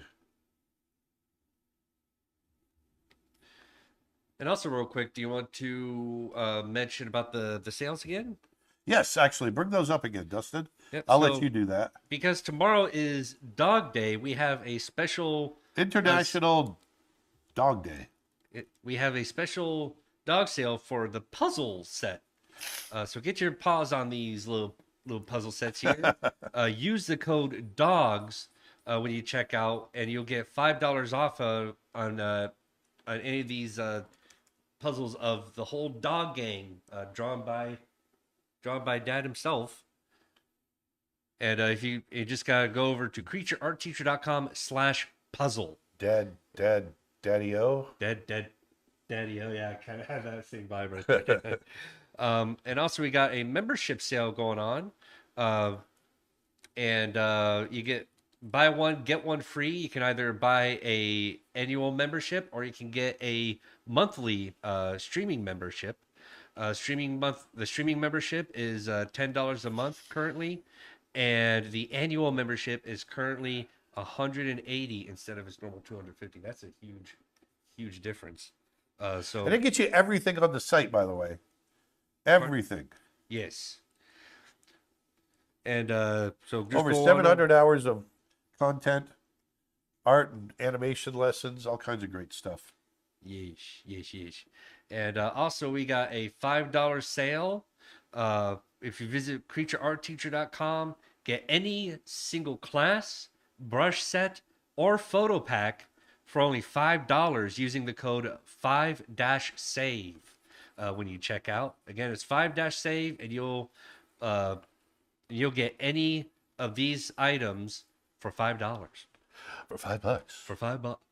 For $5, this could be yours. And last but certainly not least, we got a special merch sale going on. You can get your favorite prints or shirt and take it home using the code MERCH and get $5 off. And this offer ends on August 31st. So just go over to creatureartteacher.com, find your favorite merch, take it to the checkout, go and put in the code MERCH, and you'll get $5 off on that sale. Merch. Shirts, prints, fun. And we're back.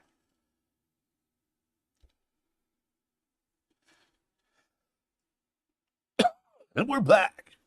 I feel like kind of struggled on that a little bit. It's okay. You usually did all Nick's right. Job to do all the advertising. You did okay, son. I'm trying. When you were at Disney, this is Kamojo from YouTube, by the way. Did you ever try doing cleanup art, or was it only pencil drawing? Well, cleanup is you're using pencils no matter what. Cleanup art is just doing the final line. You're cleaning up the rough drawings. That's where I started. I started out doing cleanup, and then I became an animator. Like I would get as a cleanup artist, as a rough animator, I would do drawings like this, like what we're creating right now, and then I would hand these off to a cleanup artist, and they would clean them up and make nice, clean drawings that you see on the screen. And that's what a cleanup artist does.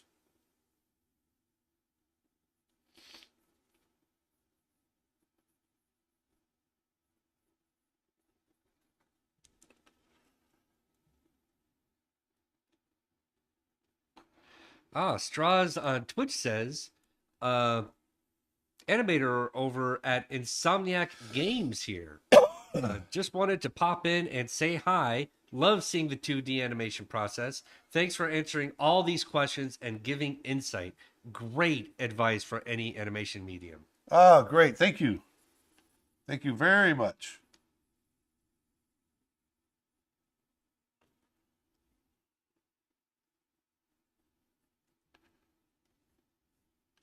So let me go back to our starting shot.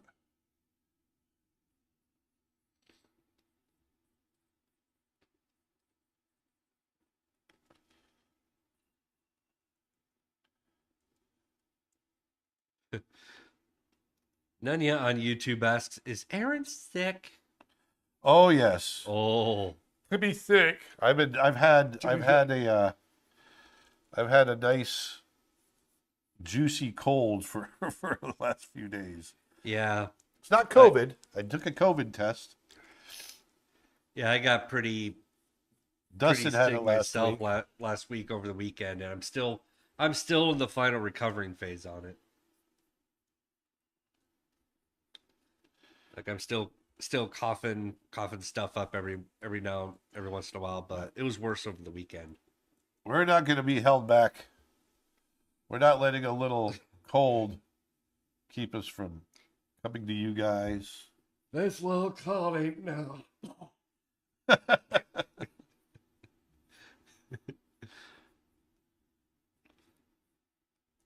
Coughs up like you're coughing up a hair wall. Could be sick. To be fair, did you ever animate in 3D? I know you asked this No, question. I've never animated in 3D. I've never done it. And also for newcomers, what pencil are you using in TV Paint? This is one of the pen settings, Pen sets. but I've got it set so that it gives it some grain, and so it feels like a pencil, but it's actually one of the pen settings. So right now I'm trying to feel the.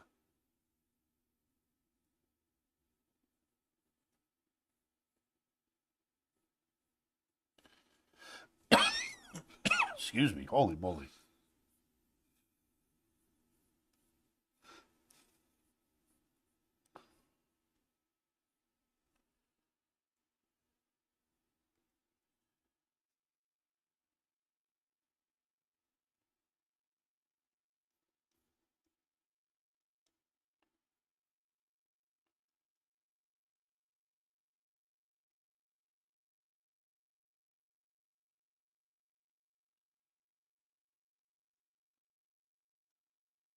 Want to have that nice stretch.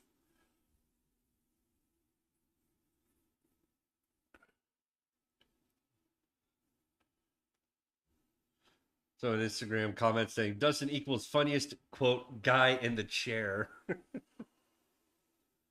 Oh, thank you. Hey, I'm trying over here.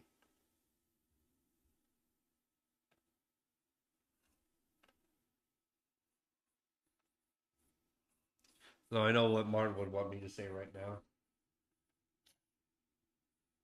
What's that? At least we're not in a place that has a voice recognition technology. And a lift. In a lift in Scotland.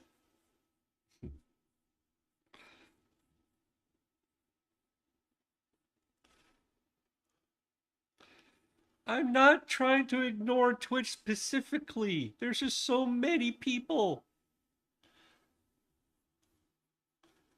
I've gotten Twitch comments. We don't have everybody here today. It's just me. Nick's off doing a gig. So we Like, just have Dustin. I'm trying all at once to monitor the Instagram chat, the Twitch chat, the Facebook chat, the YouTube chat. So many chats.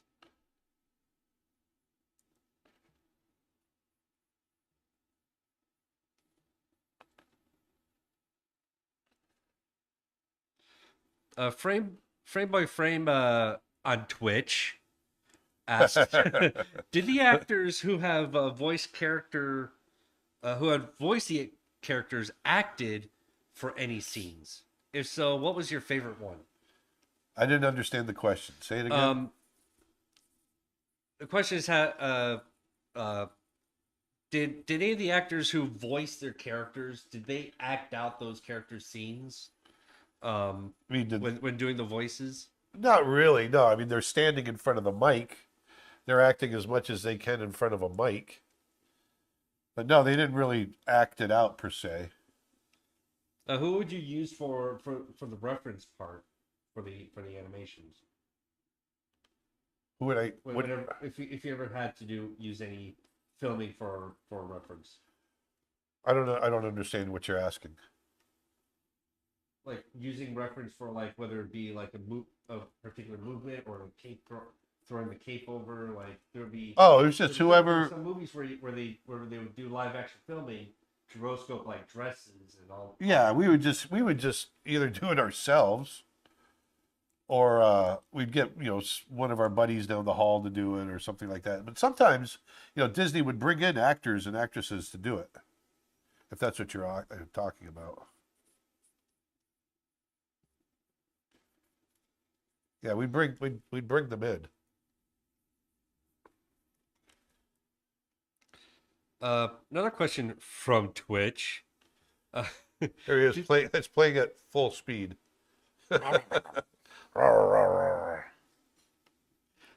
Did you already have worked Whoops. with a French animator or a French animation studio? Yeah, Disney. We got involved in the French studio back in the '90s and 2000s in Paris. That was a great studio. They did Tarzan and Hunchback. A lot of Hunchback was done at the French studio.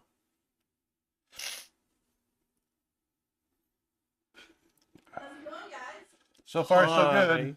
You guys got sales going on today? On the site? Oops. Or no? Yes, we have got sales going on. We just covered them. Oh, you did? Yes. Yeah. I was out, sorry. Yep, you were. Where were you? I had to go get the girls from school. And I picked up, I know it's bad, but I picked up Taco Bell. There you go. You didn't. Yeah, I never Oh. eat Taco Bell. I haven't had Taco Bell in so long.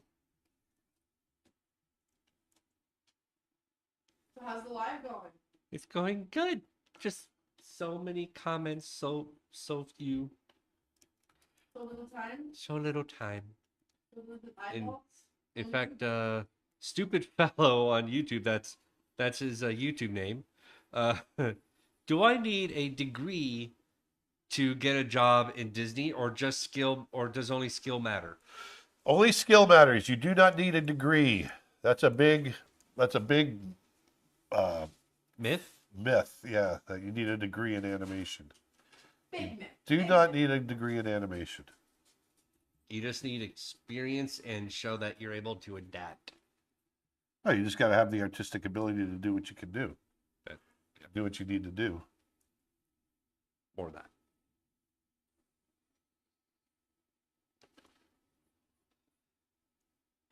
Frame Boy Frame asks, or actually begs, can you please ask him? Can you throw some light on daily practice for animation? Do you have your own ritual with it? Not really. The ritual of animating. If you're animating every day, then you're doing it every day. So you don't. For me, there's not a whole lot.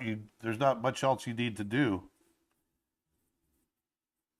Um, the more you do it, the more the the the less hard it becomes. It's never easy. It's never easy. I tell you.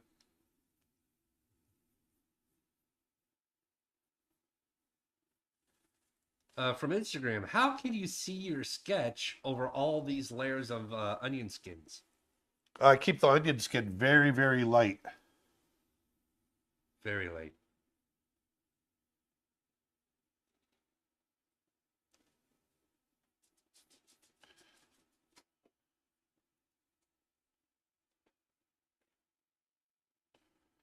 When drawing, even if it's subconsciously, do you think your drawings in 3-point perspective or curved perspective Which one would you say is accurate to represent reality? Curved perspective. Curved 3-point perspective. Especially if you're trying to get like a fisheye lens kind of perspective. Well, that fisheye lens isn't necessarily reality. That's not how we see, but we do see with a curved perspective. Right. Fisheye is just a more exaggerated. Exactly. You're right, Aaron.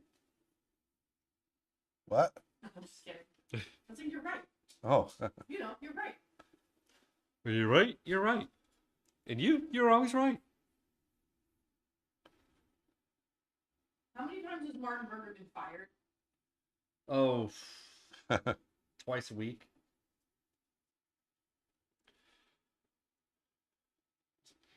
Frameboy Frame asks, do I need a USA citizenship for a job at Disney? no, you don't need a citizenship, but you need a green card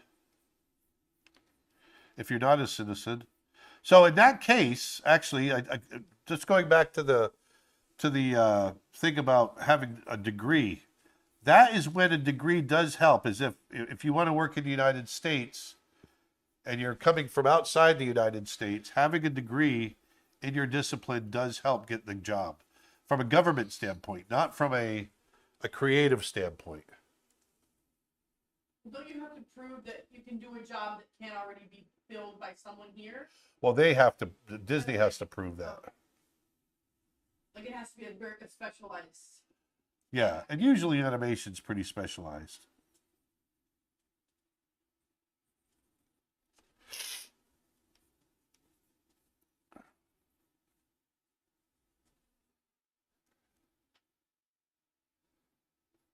That guy who plays League on Twitch asks, do you often disagree with director notes? It doesn't matter if I disagree. The note comes from the director, so you do the note. The director is the director. I've disagreed before, not very often. But once again, it doesn't matter if you disagree. The director is the director, and you do what they want. That's your job. Now, me as the director, I've been talked out of notes before where someone said, hey, I did it because of this. And I'll go, oh, okay. But most of the time, I've got a specific idea of why we're doing it the way we're doing it from a story standpoint. And so that's why, we'll push back often on a note as a director.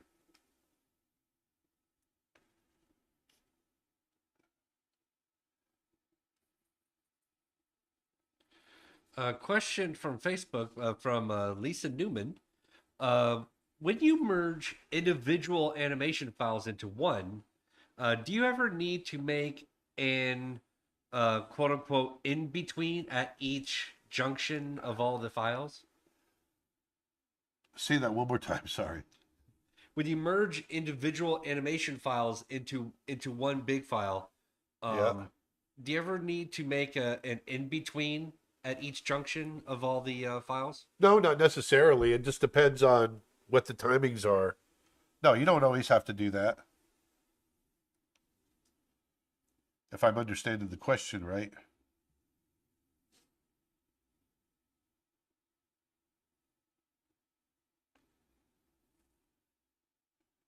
Oh, we're getting very close here. It's amazing how much what you can get done in 2 hours. Boy, I'm getting really clogged up. From YouTube, currently trying to learn face anatomy and portraits to do caricatures. Any books that you would recommend for face anatomy and portraits to do caricatures? I don't for that specifically. No, I don't. I don't know that I do have any books that I would recommend. I don't know of any for that specifically.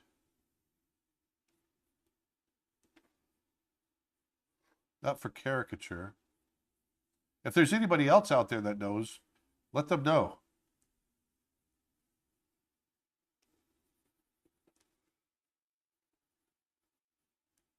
I don't have any offhand. Tom Doing Art on YouTube says, Aaron puts Aaron puts in the desk time like a champ. So many times I hear the advice: stand up and take a break every 20 minutes. Yeah. Well, you should. 4 hours later. My knees are killing me. I don't know why.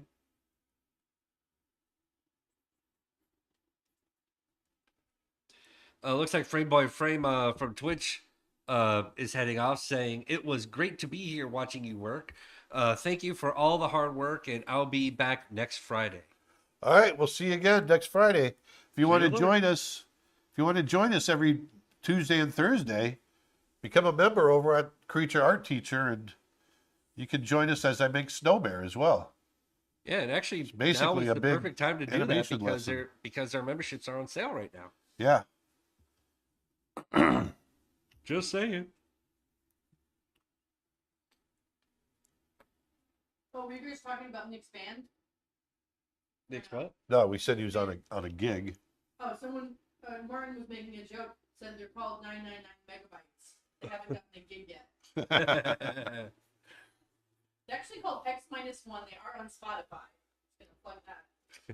Nice. They're playing a punk show in Tampa today. Oh, is that why he's not here? Yeah. Ah. I was wondering.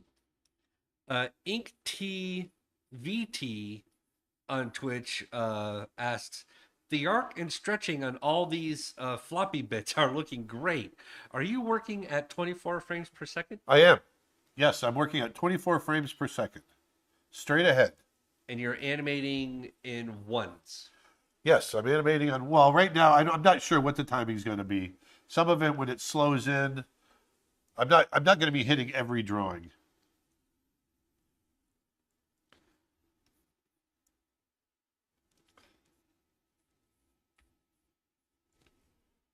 Alia Love Stars YouTube on YouTube asks, when did you start to draw? I don't know if she means I started today or It probably means as a kid. I started drawing when I was about 2.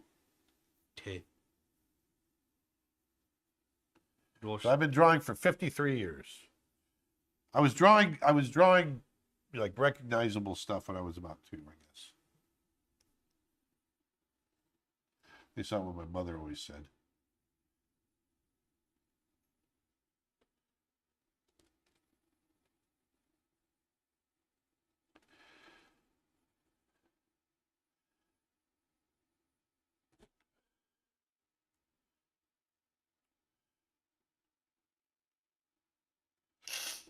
Oh, I know, right? oh man. Driving me nuts. Arr.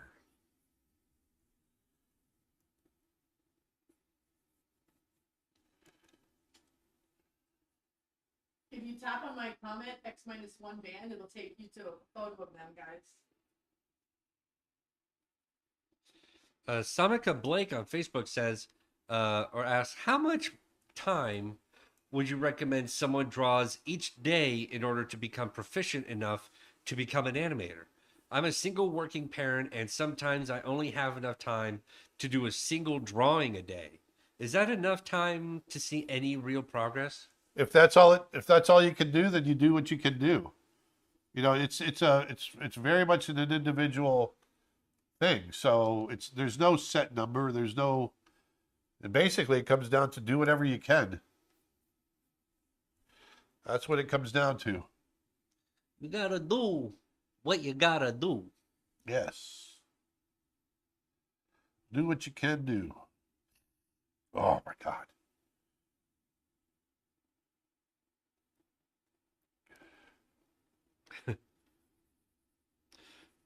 For Twitch, did you find a name for this great animated dog? No. What should we call him? Ruffy? There he is.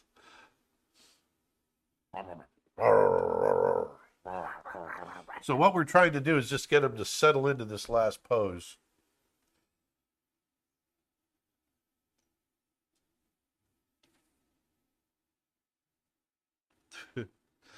Edwin on YouTube recommended Dave. Martin Berger says Doug the dog. Doug. D She Devil on Twitch recommends Blue, like for Hey, Blue's Blue. Clues. I like Blue. He looks like, Uh, like a carbuncle. Carbuncle. I like Carbuncle. GK says, "Have you ever asks Have you ever met Bernd Hogarth?" For a second there, I thought he was writing like that's the name of the dog, Hogarth. But He's all barnacle. I never met Bern Hogarth. Bern Hogarth was definitely a big influence of mine. I had Bern Hogarth's books. Win Has Coffee recommends Charger for his name. Also got Buddha from Ruben Clayson. Buddha. But Buddha. Hey, Buddha. Alan Roll on YouTube asks, "Are you going to do any courses on drawing dogs at all?" I've got a course on drawing wolves, coyotes, and foxes. And yes, we will do something regarding more domesticated dogs. Samika Blake on Facebook says, "He looks like a Theodore to me." Theodore.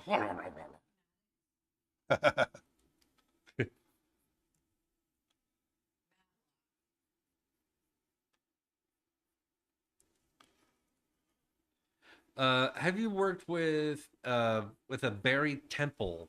I know Barry Temple very well. Matter of fact, Vedanta met Barry Temple the other not too long ago over at Darko and Miranda's house. Very temple. Yeah, he was the animator. He used to be roommates with Oh, I did meet him. yeah. When we had dinner at their place last time. Yeah.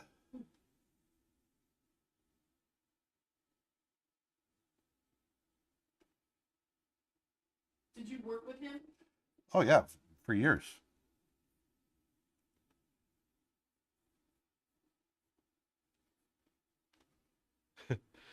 He used to be roommates with Tim Burton. When Tim Burton was an animator. Got a few more dog name recommendations from Dusk Blossom on YouTube recommends Barley. Harley's good. And Vermis on YouTube says, "Oh, I changed my mind. I vote Carbuncle." Carbuncle. Carbuncle.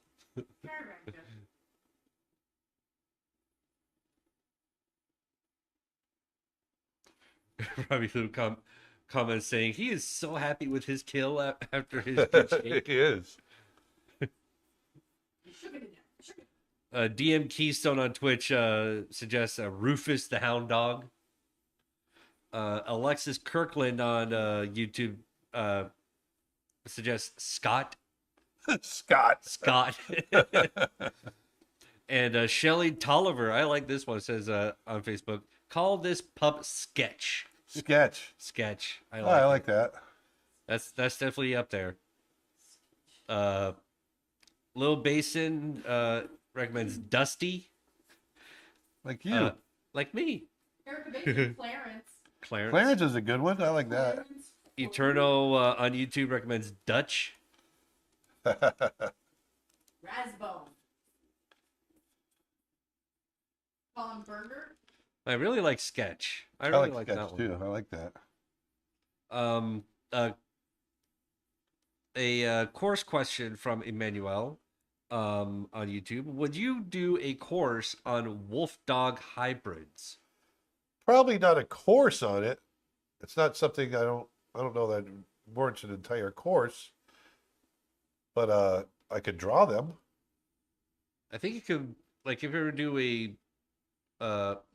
a course specifically for dogs, because you did do one for wolves and foxes. Yeah, that's what we were just saying. Yeah, I'll domesticated, I'll do something with domestic dogs. Yeah. Yeah, domestic dogs, and you can make an episode with dog wolves or wolf dogs, because those are actually a thing, aren't they? Yeah. Like the spotted wolf dog? Is that what you mean? Is there a spotted wolf dog? Wolf dog? I don't know.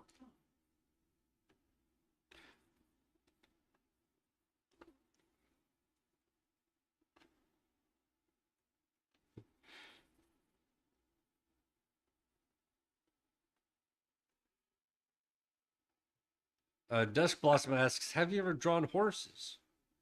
I've got an entire course on my website called How to Draw Horses with Aaron Blaze. How to draw a horse course, of course. Yes, I've drawn many, many horses. Many horses with plenty of courses.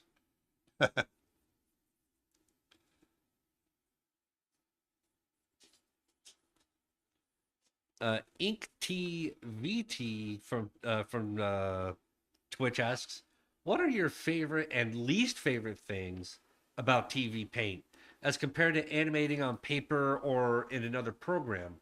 Also, thank you very much for the TV Paint discount. It's been fun learning how to use it, though I still have tons to learn." TV Paint for me, it's the closest that I've been able to find. It still feels like I'm animating on paper, just in the sense of how it feels when I'm drawing on it. I just love it. So I mean that's basically what it is for me.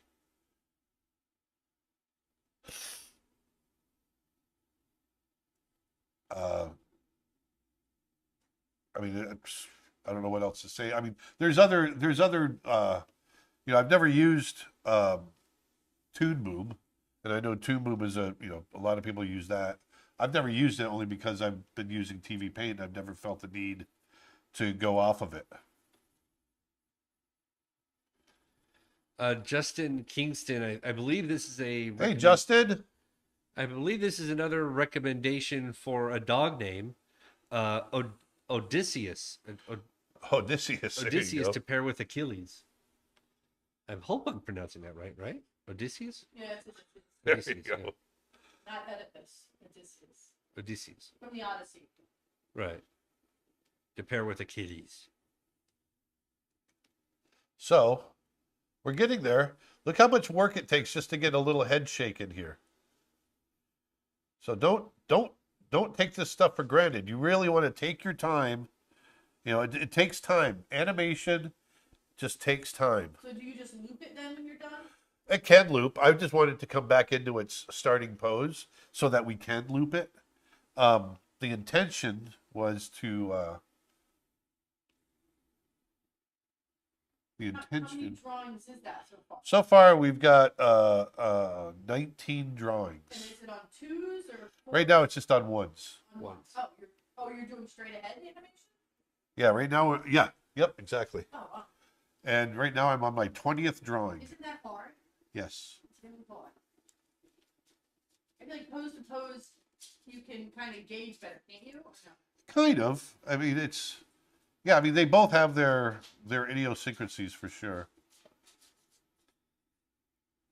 Which Yep. brushes do you normally use? That one. This one here, Sketch number 7? no, not TV Paint. I'm just using. I usually use the number 2 pencil, but this one here is it's like a pen brush that I made it feel like a pencil. The dogs just want to be in here today too. You notice that? Yeah. From Facebook, Will recommends the name Napoleon. There you go. Napoleon. Bonaparte or Dynamite? Good question. Just says Napoleon. Gosh. Oh, Is your daughter voting?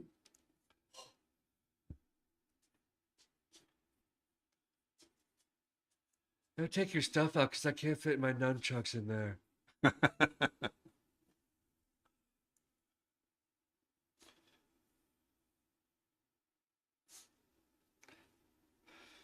Though my favorite bit is how much you want to bet I could throw one of those over those mountains? I know. Uncle, what was his name? Oh, I can't remember his name, but he throws this steak right in Napoleon's face. Yeah. The uncle? Yeah, the uncle. I think the uncle's name was Uncle Ken. No, it wasn't Uncle Ken. Can't remember what it was. I was watching an interview they were doing with the Recently? Yeah, at like a Comic-Con or something. yeah. And he was talking about the steak, and he took it, he took it right in the face for real. That movie was So so they did like long-winded. multiple takes. Someone was asking if there are opportunities to see you in person, to meet you. Uh, I'm going to be in London. If you're in London, I'll be in London September 8th and 9th. Otherwise, I'll be at CTN on November 16th and 17th. 8th, yep, Burbank, California.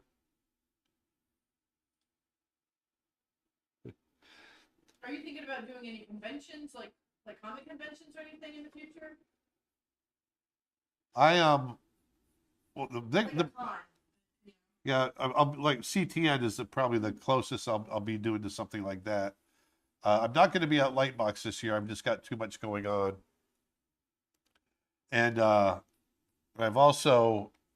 got my animated short Snow Bear that I'm trying to get finished, and so we're really kind of getting selective as to where we spend our time.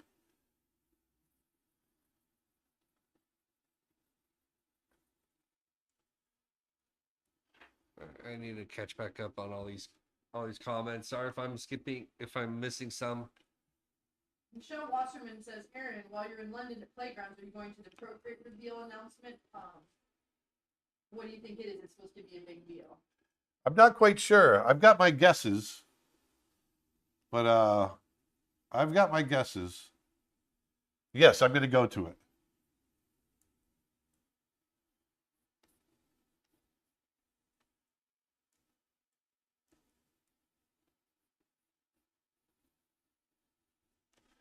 Kind of excited about it. I'd like to know what it's going to be. Are you doing another virtual class soon or anything? We've got a couple of not an actual. We're going to do like a creative summit coming up, hopefully in November. November. We're looking at maybe November 8th, 9th, and 10th, but we don't have anything announced specifically yet. So don't quote me on that. But we're hoping to do like a little creative thing. Will Snowbear be submitted to any festivals? Yes, we're going to basically submit Snow Bear to every festival we can get it into. And that's why I'm trying so hard to get it done, because a couple of the main, like, I'd love to get it into Annecy, but Annecy is in June, so I have to try to get it done by June, which is hard. I don't know if I can do it or not, to be honest with you.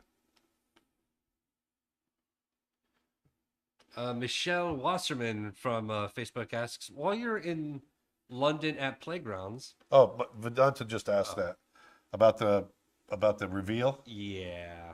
Sorry, I'm trying to read That's through. okay. You're only one person, Dustin. Stay out of my territory. Do you have any course on amphibians? You know what? I don't have any courses on amphibians, and it's funny because we've had that question.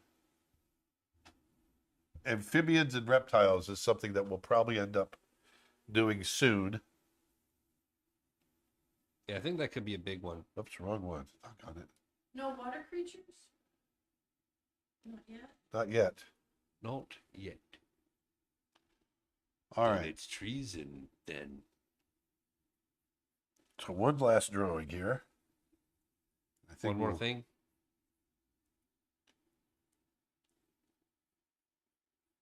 I bet you're hoping this is the one more thing. and then we'll be able to time it. Anyone helping you do Snow Bear? Nope, I'm doing it myself. We have Claudia. Claudia is helping to do some color. I know Vedanta has expressed some interest in doing some color. Is Nick going to help with some of the color? I'm sure Nick will help with some of the color at some point. But yeah, it's really just getting the characters colored in. But as far as the, creating the backgrounds and the animation and that sort of thing, no, I'm doing it myself. And then, doggone it, what am I doing here? There we go. Timmy's sick. Timmy's sick. Timmy's sick. Timmy's sick. Can Aaron do a pause on a screenshot of the brush settings so people can see for the video? Oh, the brush settings are over here. I wish I could wish I could. Let me do this. Wish you could pull it up more. There you go. So it's zoom it in, zoom it in.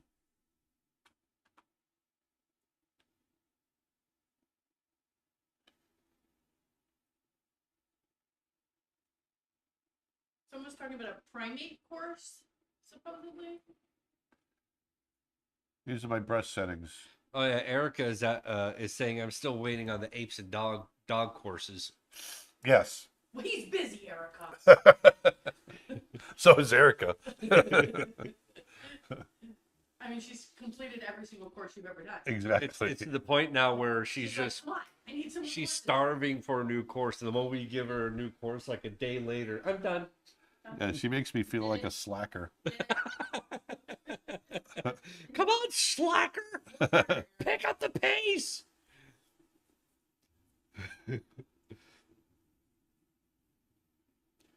Just one of us with a fake whip in the back. Faster. Yeah. Dance, dance, Aaron, dance. Yeah. He's flying willy hard to do all the things. Nick's not even here to do the thing. Do the thing. The thing? Oh, he's Do the thing. doing a gig.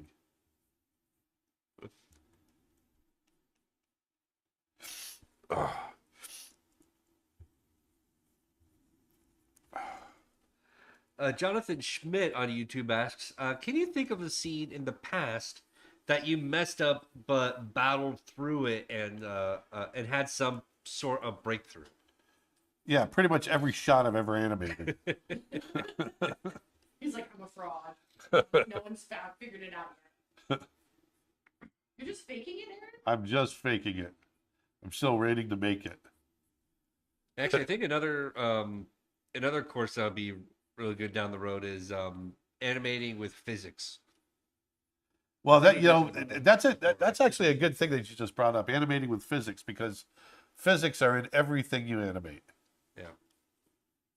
And going back to the, I don't mean to just throw away the question on the other thing. Right. I've had big breakthrough, like the shot that I always talk about, Beauty and the Beast, where Belle and Beast are arguing in front of the fireplace. That was a big breakthrough for me from an acting standpoint. There's the other shot I always talk about with Roger Rabbit when he's all tied up in the tree, swinging. From a mechanic standpoint, that was a big breakthrough for me. Yeah, that's the one that always blew my mind about. That one was really tough, but it's just one of those things that teaches you can do whatever you want as long as you have the patience and you approach it the right way. You can achieve anything. And that one just took a little bit of thinking on how to achieve it. Oh my gosh, I'm so clogged up. Leandro Rubbles on YouTube asks, do you consider TV Paint hard to learn for someone who knows other animation softwares? No, I don't think it's hard to learn. If you go to my YouTube channel, I've got free videos on there, on how to use it, quick start guides and whatnot, and whatnot. I just picture somebody being like, "No, it's not hard at all. It's freaking impossible. No, it's not bad. Inconceivable." You're such a good drawer. Drawler. Drawer. Yeah. What a cute dog. Straws on Twitch asks, speaking of quote faking it till you make it, do you still get moments of imposter syndrome All the time. even after all these years and success? All the time. How do you personally combat it? I just have the experience knowing that it's not true, and I've got years of experience. It's It's just, you might feel a daunting whatever, when you get started on something thinking, I don't know if I can do this or not. You always have that. And then you deal with it and you move on. What style of drawing is hardest to animate? Style of drawing. Style of drawing. I don't know. I mean, super realistic, probably.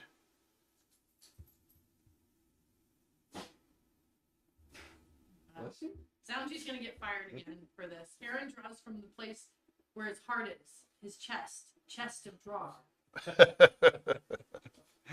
You're fired. You're really fired this time. You've gone too far this time. There, you got him settling into that last pose. Double X on YouTube says, "Huh? You don't use the zoom in? And don't use what? You don't zoom into your drawing when you're animating? No, because I've got a giant screen. His screen is huge. It's huge, folks. Biggest screen I've ever seen." So there's our little guy shaking his head, shaking his toy, settling into that pose, and looping back out again. Actually, we can add one more in between, actually. Let's do that. But Mateo Romano on YouTube asking, "What the dog doing?" Trying to play.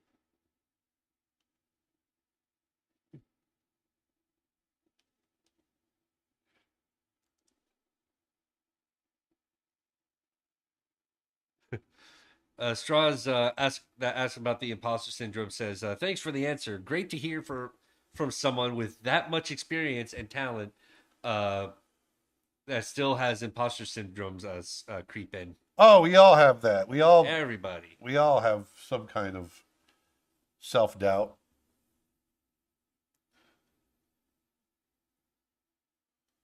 Oops. There we go.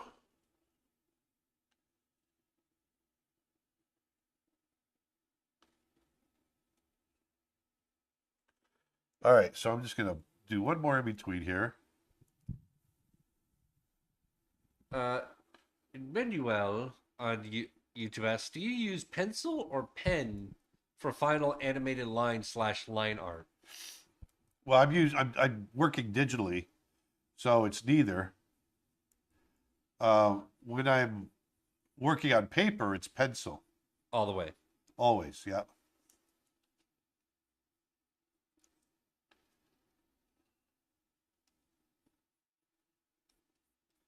Justin Kingston asks, "What animal would a gorilla be most annoyed by other than humans?" Another gorilla. Another gorilla?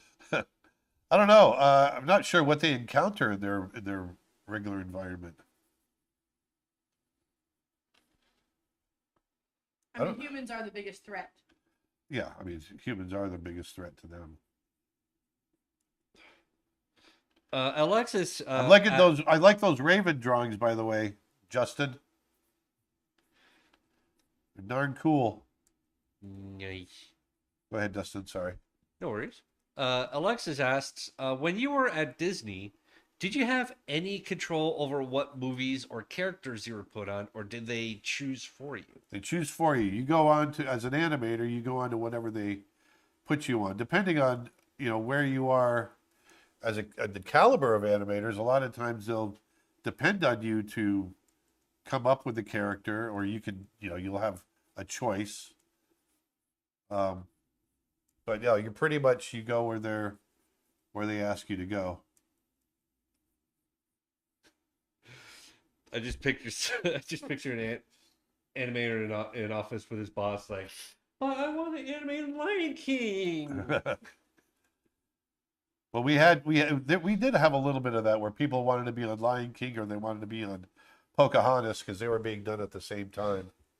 And they were actually giving out the pouty voice and everything. Yeah. How Well, did it came from? everybody was thinking that Lion King was kind of the B project.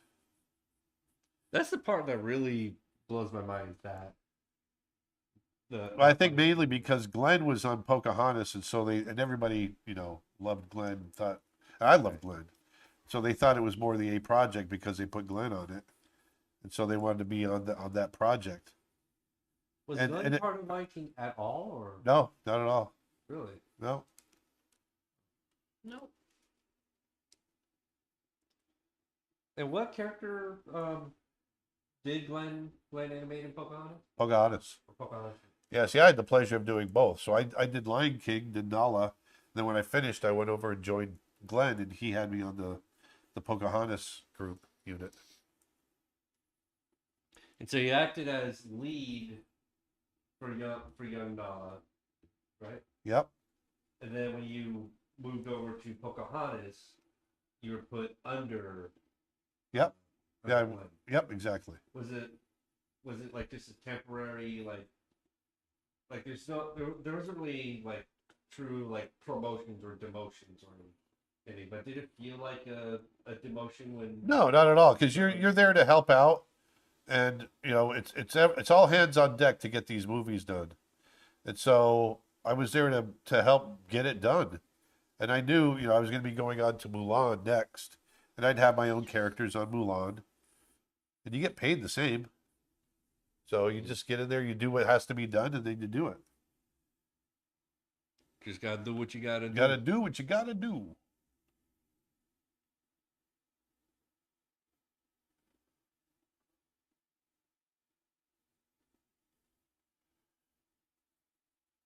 Just do it. Just do Just it. do it. Do it. Do it.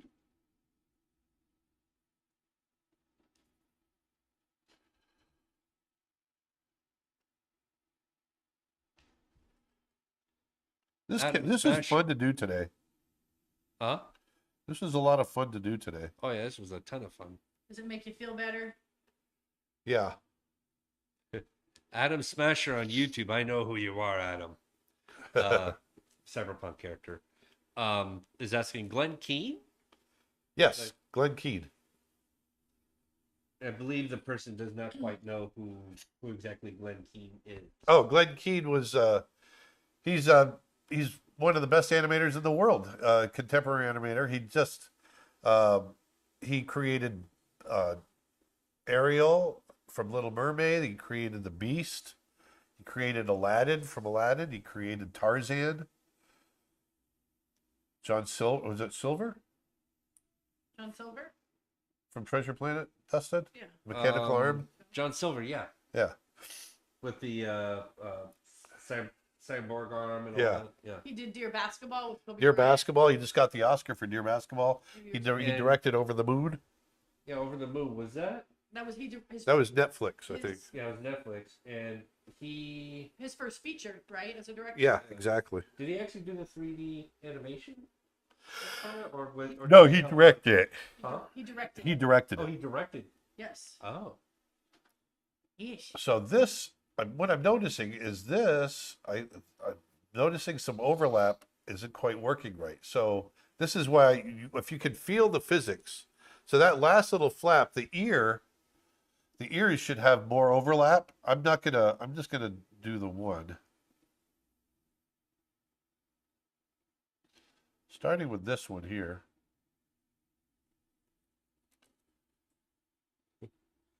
choose one: Glenn Keane or James Baxter.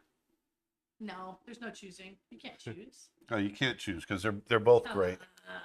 They're both great. Come on, why not choose both? It's like you always talk about Deschamps and Sergio Pablos and Baxter and Yeah. Glenn Keane and in the same vein. You know what I mean? They're all in the same.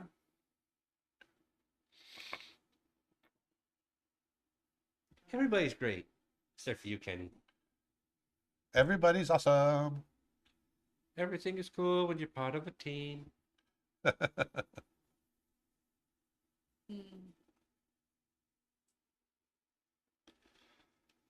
Leandro Rubbles on YouTube asks, first says, "Hey, Aaron, Hey, if you could spend one afternoon with any artist, dead or alive, chatting and seeing him work, who would that be?"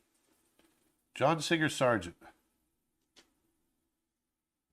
John Singer Sargent. Yep. He's one of my favorite all-time artists. Him and Joaquin Sorolla.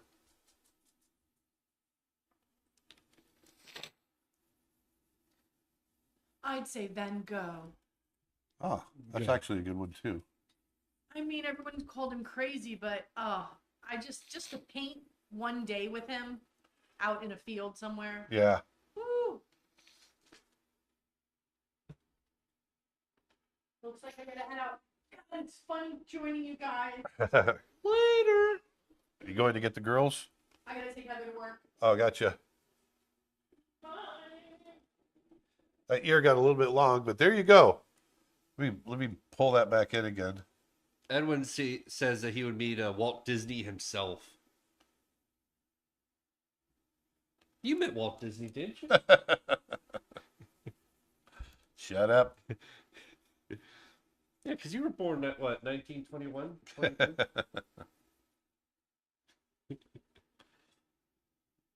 But secretly, you're a vampire.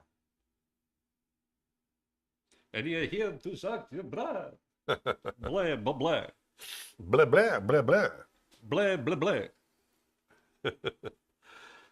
So if I don't change say this, blah, I can blah, change the speed of this. If I put this on 12 frames per second, see how it changes the timing. You can start to see each individual drawing a little bit more. It starts to feel like slow motion. But now you can really see all that overlap that we put into it. Let me put it back to its normal timing. There's our normal timing. Our little dog shaking his toy. International Dog Day. Go give your dog a kiss. Big hug. There we are. Big old kiss and hug. That was a lot of fun. Sketch. There's our little overlap. So I hope you guys learned something regarding overlap. You want to go over the sales again real quick, Dustin? Sure. Because tomorrow is Dog Day, we got ourselves some a big sale for the Dog Gang puzzle that you drew out, Dad. And it is $5 off when using the code DOGS at checkout. Go over to creatureartteacher.com/puzzle to get your own Dog Gang set. And also we got a membership sale. You can get a annual premium membership for $180 instead of $250, or a streaming monthly membership plan for $10 a month instead of the normal $25, and it's currently buy one get one free with your annual premium memberships. And also $5 sale for any single class, brush set, or photo pack for $5 at checkout. Use code 5-SAVE. Again, that's 5-SAVE at checkout for any single class, brush set, or photo pack for only $5. Not $5 off, $5 total. Huge. It's And huge. and also we have another special sale for merch of prints and shirts. Take one home using the code MERCH at checkout. You get $5 off of any merchandise that is in the checkout lane. So go over there and check that out at creatureartteacher.com. So there we are, folks. Had a good time today. Very good time. I just changed a little bit of timing on here. Just a wee bit. Yeah, just to get them to hang on that pose a little longer. Maybe I'll get them to hang on this pose a little longer. Let's see what we get. Let's One see how more these thing. feel. There you go. See that? Like he's really thrashing it. So let's do something real quick. I know it's got to be one more thing, right? One more thing. Here we go. One more thing. Actually, it'll take a little too long. Huh? This is fine the way it is.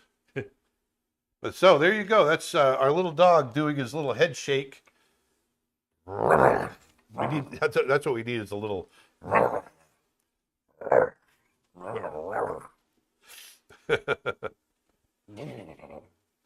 So anyway, I hope you guys learned something about overlap. I hope you learned something about appeal when trying to do something appealing today. Sorry about the gross cold that I had all day today. But that was a lot of fun. I really enjoyed doing this kind of stuff. So we're going to be back again on Tuesday. For those of you that are members on the website, we'll be back working on Snow Bear. If you want to join us on Tuesdays and Thursdays, then go on over to creatureartteacher.com, become a member. Not only will you have access to all 700 hours that we have on our website of art, animation and art training, including all of our brushes and everything else, digital brushes, but you can join us, like I said, every Tuesday and Thursday as I make Snow Bear, and we are creating our animated short. So that's a lot of fun.